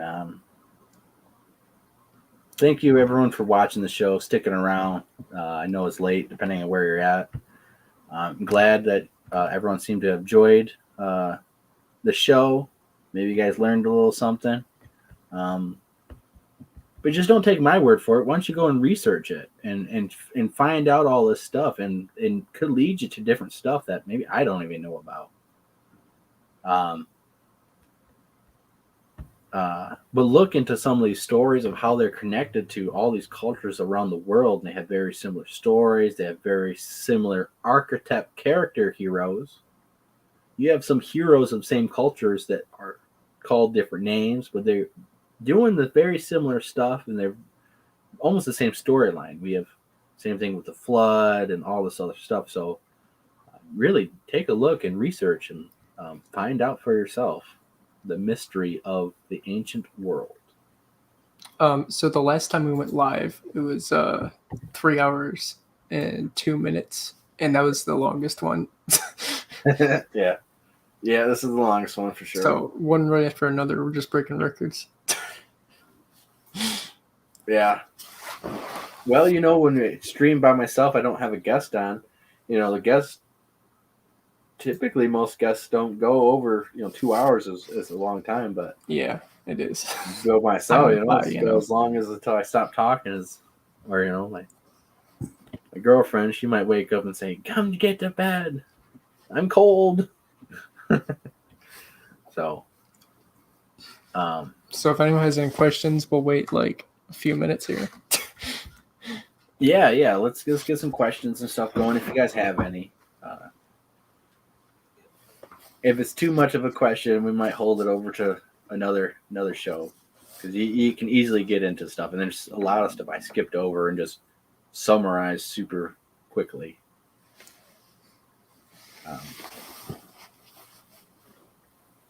Yeah, I think it was pretty fun talking about different subjects than Bigfoot. Yeah. Fascinating subject to me, and that's what the Lost Cryptids is about. Is not about just everything. Bigfoot. It's all this. The Lost Cryptids really is What's this. lost? Yeah, in ancient history, we knew these cryptids and we called them monsters, and they went by different names. And people had an understanding and knowledge of this that we have lost. We have lost in the modern age. So it's the Lost Cryptids. And conservatory is Latin for a school of study. So it's a place where you come to study, and we discuss different things and try to come up with different ideas or theories and opinions on stuff. So that's basically what the Lost Cryptids Conservatory is. It's a place to come and learn, discuss, and spread knowledge and awareness. We mostly talk about Bigfoot. We mostly try to get evidence of Bigfoot because it seems to be the most predominant cryptid, especially in Michigan, but the easiest to come across and obtain evidence, potential evidence for.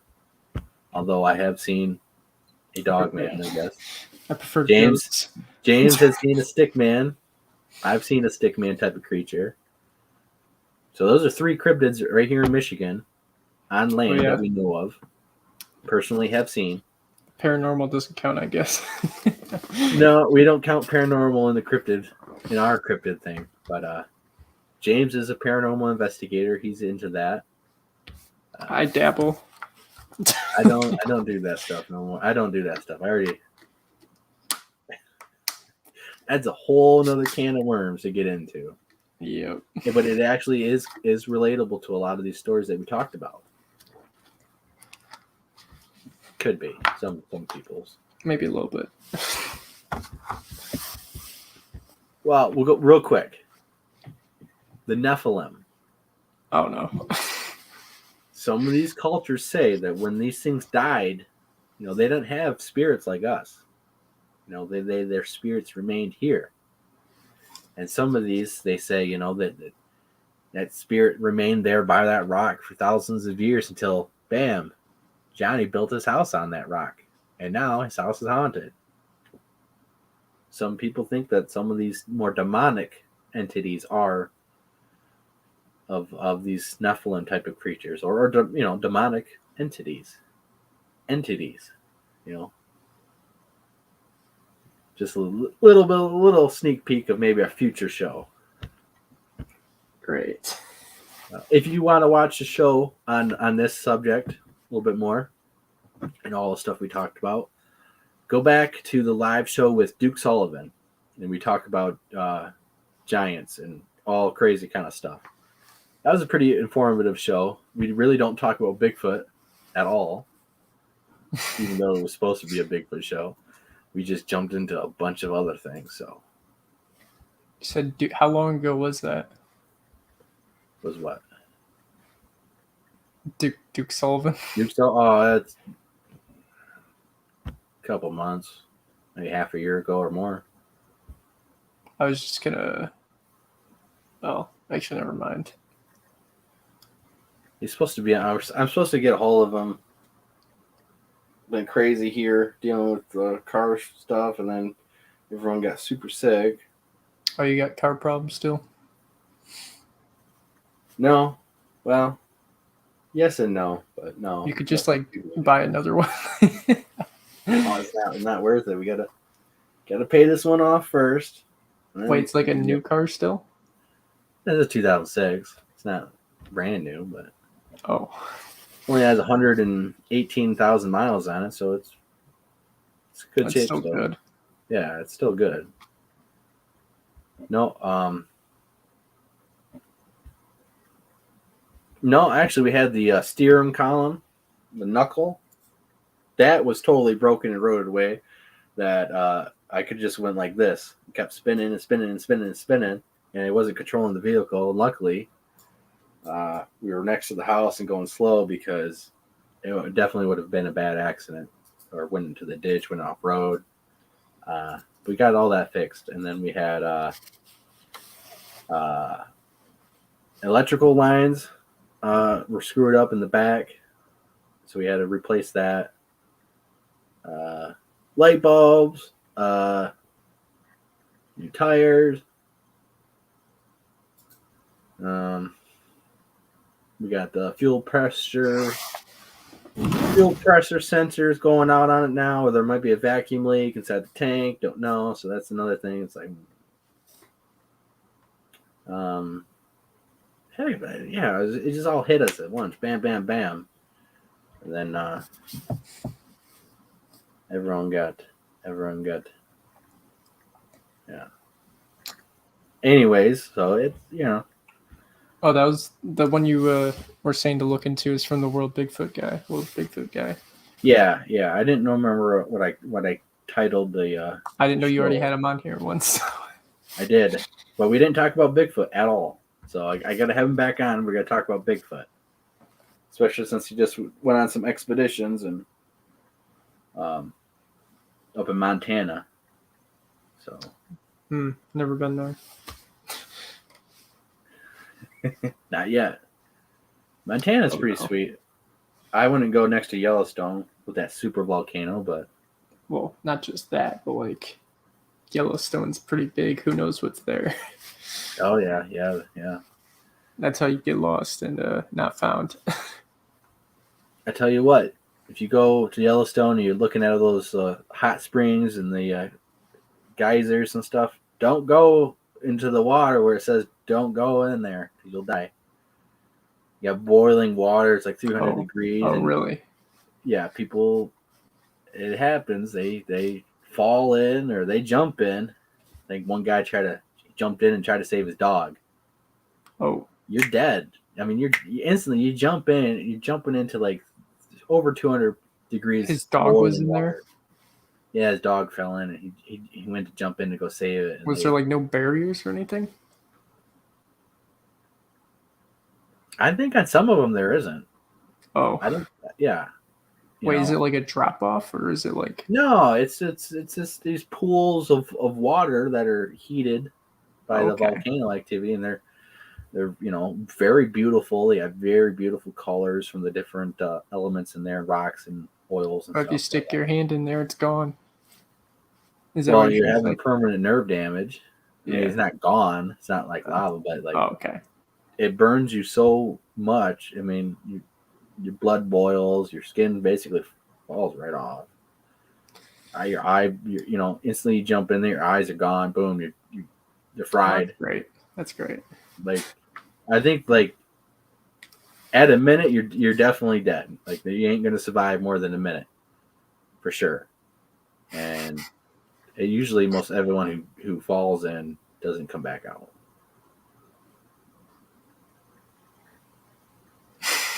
And those are from underground karst topography systems, underground waterways, underground hot pressure steamed stuff. I mean, you just, yeah. Dukes is a awesome guy. He is for sure. He's very knowledgeable. So check out that interview. It was a really good one. We dive into giants and different cryptids and all that good stuff. Farther down the rabbit hole. Yeah, underground, like that Devil's Hole. I mean, 900 feet, or it goes more because it goes all the way thousands of miles. Earthquakes in Mexico and all over here literally pushes the water, causes a tsunami inside this cave system.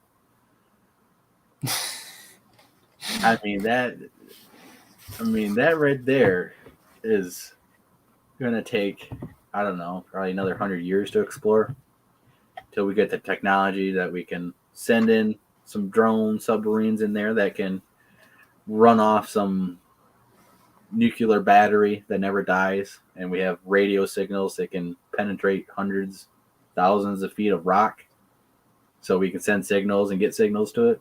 Till we get to that point, is not going to be discovered and explored. Yeah. Do you know who this Graham Hancock guy is? Graham Hancock, yes, he's the guy who studies a lot of megalithic structures, especially in South America. He has a lot of amazing pictures of megalithic structures of the elongated skulls, which we never talked about. I've seen this before. Whole another hour of people think those are a Nephilim type of creature. Now, those aren't giants, but they have elongated skulls and they're human proportions. So they're not giants, but they're not human either. Oh. He has a lot of pictures of the real deal skulls where the suture lines, all humans have the same suture lines. You know, we have our plates or skulls are formed as a baby and they fuse together. And we have 4, I believe. The elongated skulls have 2. Not human at all. That's what you meant by not human. Okay. Yeah. No amount of head binding, you know, wrapping the head and making the head elongated, because there are cultures that do that. Yeah. You can't hoax and fake the suture lines of the skull plates. So no matter how much you want to wrap a kid's head and force it to be elongated, where the plates form and fuse, you can't erase it. You can't eliminate it. We are all going to have the same fusion points. Elongated skulls are totally different than humans. Their cranial capacity is way different than humans. They have more. They're not modern humans. If they are a human, they're not modern humans, at least. And if they are, they would have a very, very much different genetics and evolution than us. So,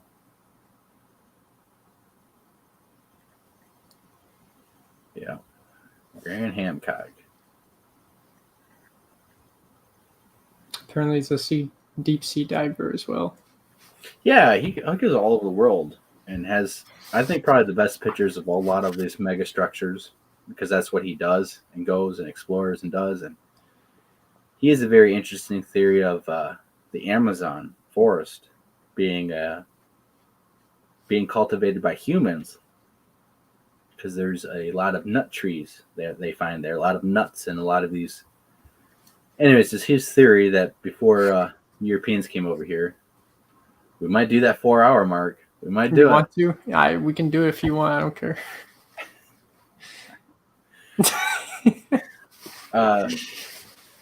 Supposedly the forest of the Amazon forest was more farmland and more cultivated type of agricultural situation going on. Because the very first explorer to South America and stuff said that, yeah, there's all these temples, there's gold, you know, there's all these people. And when the other ones came over years after, there was no temples, there was no all these people, there was no all this gold. There was nothing but rainforest. And a lot of people, Graham Hancock theorizes that that first explorer brought over illnesses and wiped all this people out, and the rainforest grew over everything, and a lot of these temples are still out there. And we do know for a fact that there are in the Amazon, right? Huh? Are you talking about in the Amazon? Yeah, Amazon, South America. We do know that there are. Yeah, there's probably other temples out there. Oh yeah, they know it. They found some. You look at the pictures of what's it called? Maybe that's why they burned the Amazon down to find the temples. Nah. Anyway, yeah, it seemed like well, I'm not going to get into that. That's going to be a whole other thing. It's his theory that they had more control of the rainforest, and they were actually farming a lot more and developing the rainforest in their own way. with all these nut trees and stuff that they had planted everywhere.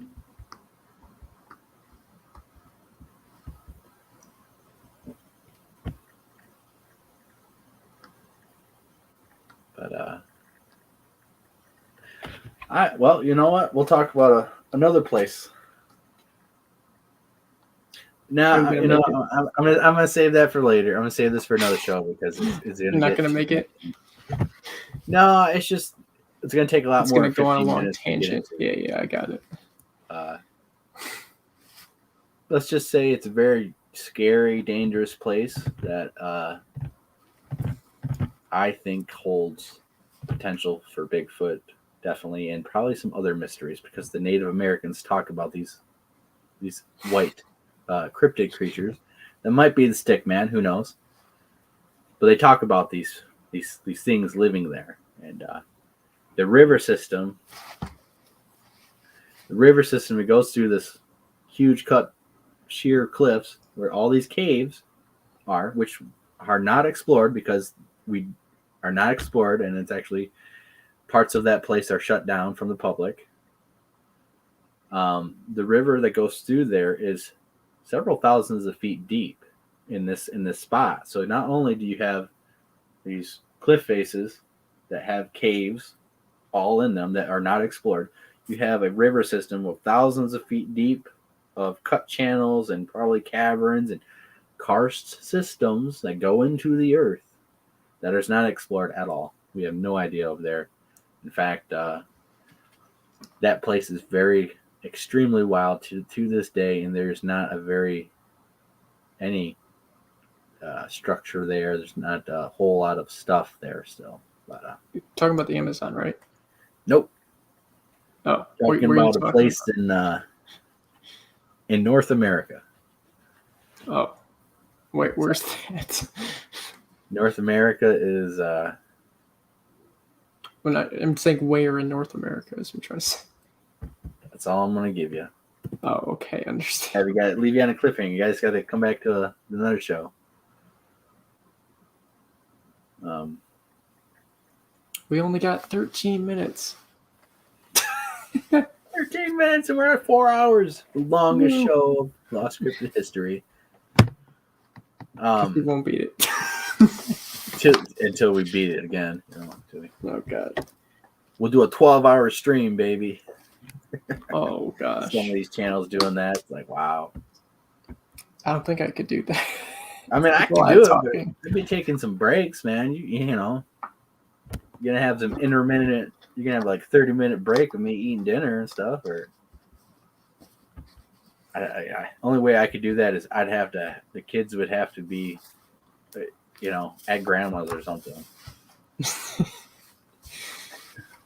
Yeah, basically. Or you'd have to be in a different state.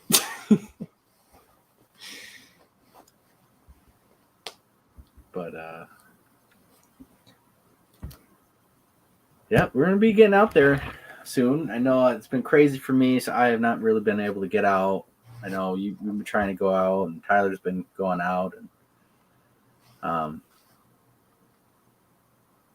winter's coming, and Yes, it's gonna be fun. Yes, it is. And I plan on going out. I'm gonna drag this person out with us. Yes. We got to hit up some spots where you know, are good spots. Let's just say that. I think it's a good spot. Over by you? Spots. I don't know. I sent him a location, and then he comes out and said, "Yeah, there's, you know, I just seen the report that was from this road," and it's like, wow, there you go. I didn't even know about it. I thought the area was good to me. Oh yeah, yeah. Got that report. It's like, oh wow, okay. But where are they living at? You know, are they staying there? Are they going to follow the body of water? Or I think, you know, if they have a chance to go underground, I think they're going to go underground. But, you know, I do think that they don't need to also. But in winter, where are they congregating at? Because you should be able to find tracks and those tracks will lead you to where they're at. I think they wait for snow to come and storms, or the ice to melt, the snow to melt before they move to leave tracks, because they don't want to be followed. But you should be able to pin them down fairly easy in winter, but yet I It don't hasn't know. happened yet. It hasn't happened yet. There was one time in winter, well, as I was getting knocks, and I was across this river, and I was on this island. It's like, there's no way I can get over there. The water's over my head. It's freezing cold. Like, I've crossed rivers in the snow before, and ice and stuff. You know, as long as it's below my waist. And you get frozen, and you better keep moving, or you're gonna get frostbitten. But as long as you're layered up and you keep moving, and you're not going past your limits, you know, you'd be surprised how much stuff you can tolerate. But I know that island, they're not staying there on this island the whole entire time. So, What are you talking about, island? it's just an island in this river system. So it's not that big. It's only, you know, maybe 100 yards, 100 yards by 200 yards by about the same amount or something. Or some of these islands that we find in the middle of the swamp, you know, that it's way out there in the middle of a swamp. There's, you know, no way else to get out there besides going through the water. Yeah. Which can be very dangerous because you can get sucked under. You get sucked under.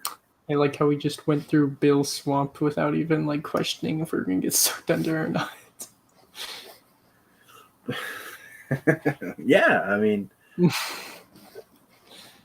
yeah, I mean, you've been with me, and my leg just went. Whoop, Oh yeah. Everything else is solid except for this little foot by foot space. I'm talking about the Dewey Lake. Yeah, over there. Yeah. That was pretty just out of randomness. I mean, if I would have went fully down in there, I mean, that could have been pretty bad. I mean, like here. Yeah, I mean, I could have just went done under, and then you turn around and where the heck's Blake? Where'd he go? And then here comes James walking in that same spot. And he's a lot lighter than me, so he don't sink. Where's Blake? And some of these spots in these swamps and these marshes, you could fall into a hole you're not going to come out of. You can go in between the grasses and the water, and, you know. I've had some close calls, but not like that.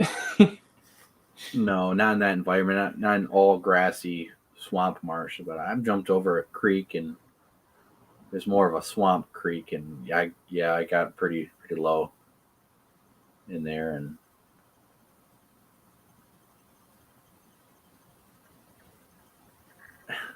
yeah, in Dewey Lake, at one portion I just was already ready. I just walked it. You remember that? And I was like, man, that could be big old snapping turtles up in here. I mean, yeah, exactly.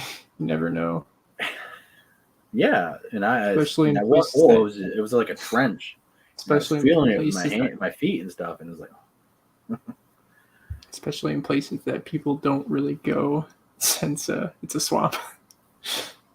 yeah, and you gotta be careful because if you don't tell someone where you're going and you go missing in a swamp, you know, they're not really gonna Look for gonna you. look for you, but like, Not well. you know, that terrain becomes too hard, it's too treacherous, too dangerous. Well, if it's too dangerous for search and rescue, they might call it off, and they ain't gonna look for you anymore in that area. Yep. Like I said, you know, if it's too hazardous, or weather becomes too bad, and they think that you have perished because of the elements, they're going to call the search off during the middle of a storm, or they just can't do it. It's too treacherous, too dangerous. Don't want more lost people. Going lost and being in a survival situation happens a lot, and it happens to everyday people. There are thousands of stories that you can read and look up on and listen to of people just, making a simple mistake and they end up being in a survival situation. And, anytime you go anywhere, it doesn't have to be a mountainside, but anytime you're in the wilderness, you really need to check out the maps, study the area, try to look for landmarks, anything and everything to help you navigate out. Because if you're a person who doesn't study the maps and know anything, and then like the story I heard is this guy, he was a hiker and he did the Appalachian trails and did all this. Well, he got lost, got off the trail, and he went down into a little ravine. He, inched himself and dropped him off this ledge and landed, and he went all the way down, and the ravine walls kept getting bigger and bigger and bigger, and it came to a point, and it was just a sheer cliff off the mountain because he didn't know where he was going. He was, trying to get off the mountain the fastest way possible. He ended up dying there. Oh, really? Got stuck. He died there. Either he threw himself off the cliff, or he was getting water and he slipped and he fell off. Whatever. A couple gets lost a year later, and they find his tent and all this, and they realize this guy's nowhere to be found. They didn't have nothing, and they thought, well, if this guy who had a tent and all this gear and stuff couldn't make it, how are we going to make it? You know what they did? There's a patch of forest right there, and they lit the whole thing on fire, and they got found. But the search and rescue guy said, we'd have never looked for you guys here. We'd have never thought you guys would have ever been here. Where were they? They were on a side of the mountain where search and rescue wasn't planning on looking for them because they thought they would never have gone that way. So sometimes just like the forest on fire. Hey, in a survival situation, you do whatever you need to do to get found, to get help, and to get out of there. And if that means lighting the freaking forest on fire, then you're in a survival situation. There are no rules. Laws do not apply anymore until you are found. Then you can deal with whatever laws you broke. But in a survival situation, game is on. And so people need to be prepared for that, because we could be in the wilds. I could fall and break a leg. I'm by myself. Now I have to crawl out. Or, we get lost in an actual heavy forested area. Might have to stay there a day or two.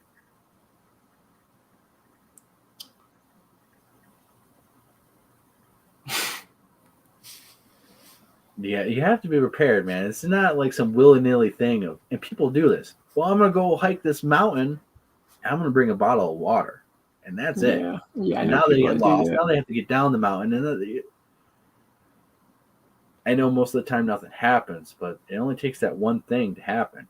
And if you're not prepared, you don't know what to do, you haven't researched and studied of how to survive, how to navigate the mountains, how to read the nature and the landscape, you're not going to survive.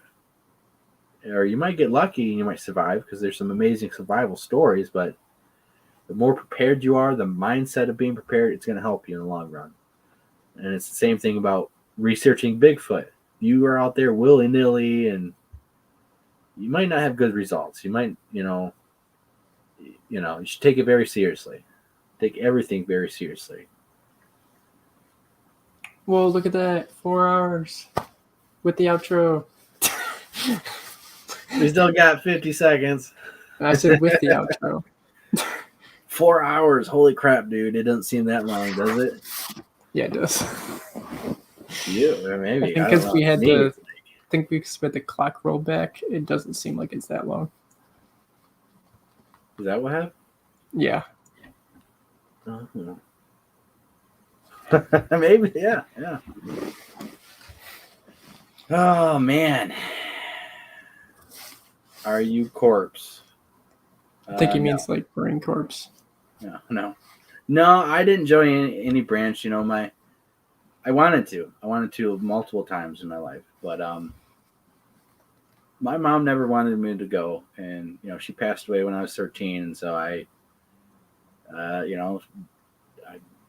always had that in the back of my mind, and I just never joined. And I had people who went to school who joined, and they didn't make it out from Afghanistan and stuff. So I don't, You're glad.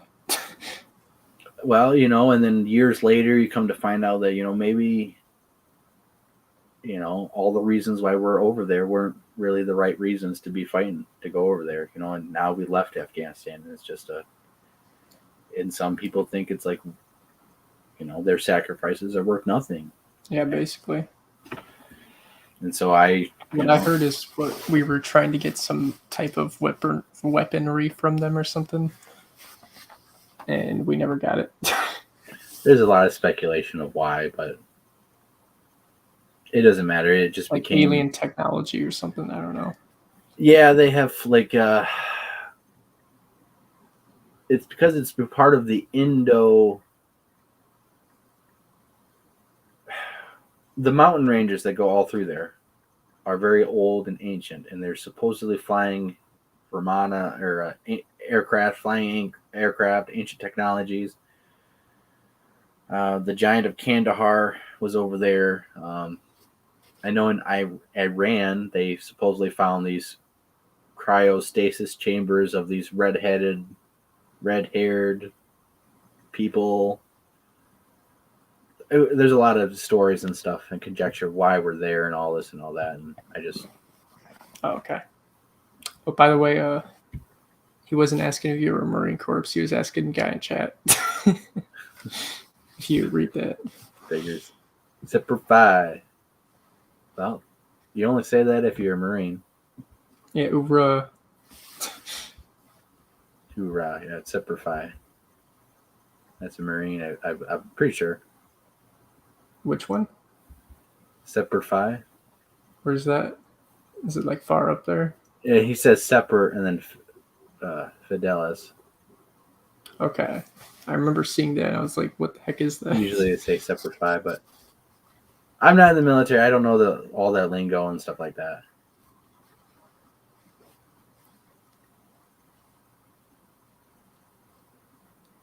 Yeah.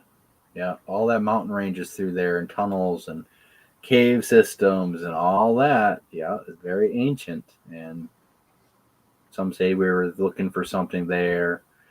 And all of that is in Babylon and in Mesopotamia and Samaria. I mean, all of that is all right through there.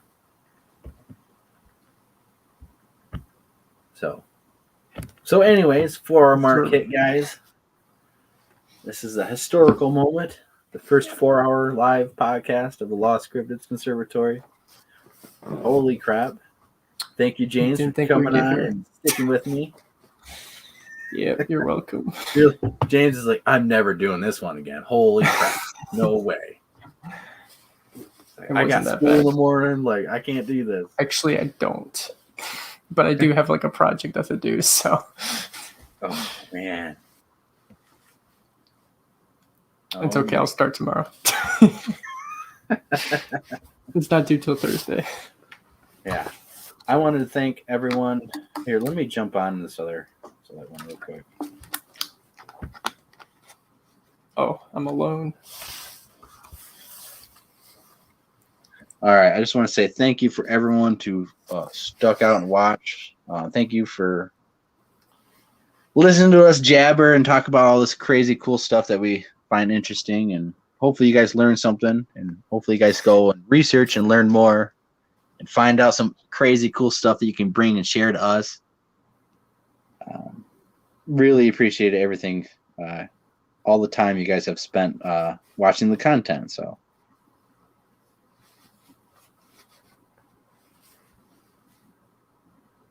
is that thank you, everyone. James, you got any last things to say? This has been eventful, and I've learned a lot. All right. If you guys want to What? Sorry, I was gonna say things I wouldn't ever looked up. Hey, that's all. It's it's what this is about, is spreading awareness and trying to learn. And conservatory is a school of learning. So hopefully you guys learn some stuff and we come together and learn some more together. So if you guys need to contact me, send sighting information or anything else that you guys find interesting, or Bigfoot reports, Bigfoot evidence, stuff like that, you can hit me up in the Lost Cryptids Conservatory at gmail.com. Yeah. Well, that's all, folks. Until next time, folks. So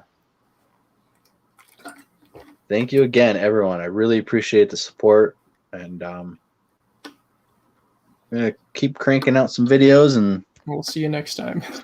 we'll see you next time, guys. So take it easy.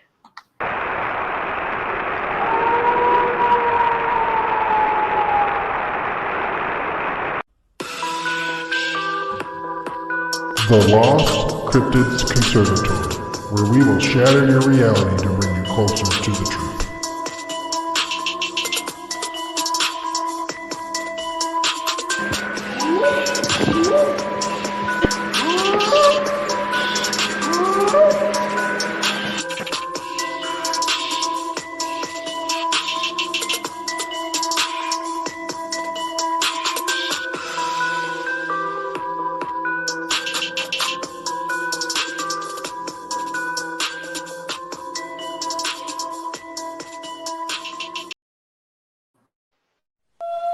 Mm-hmm.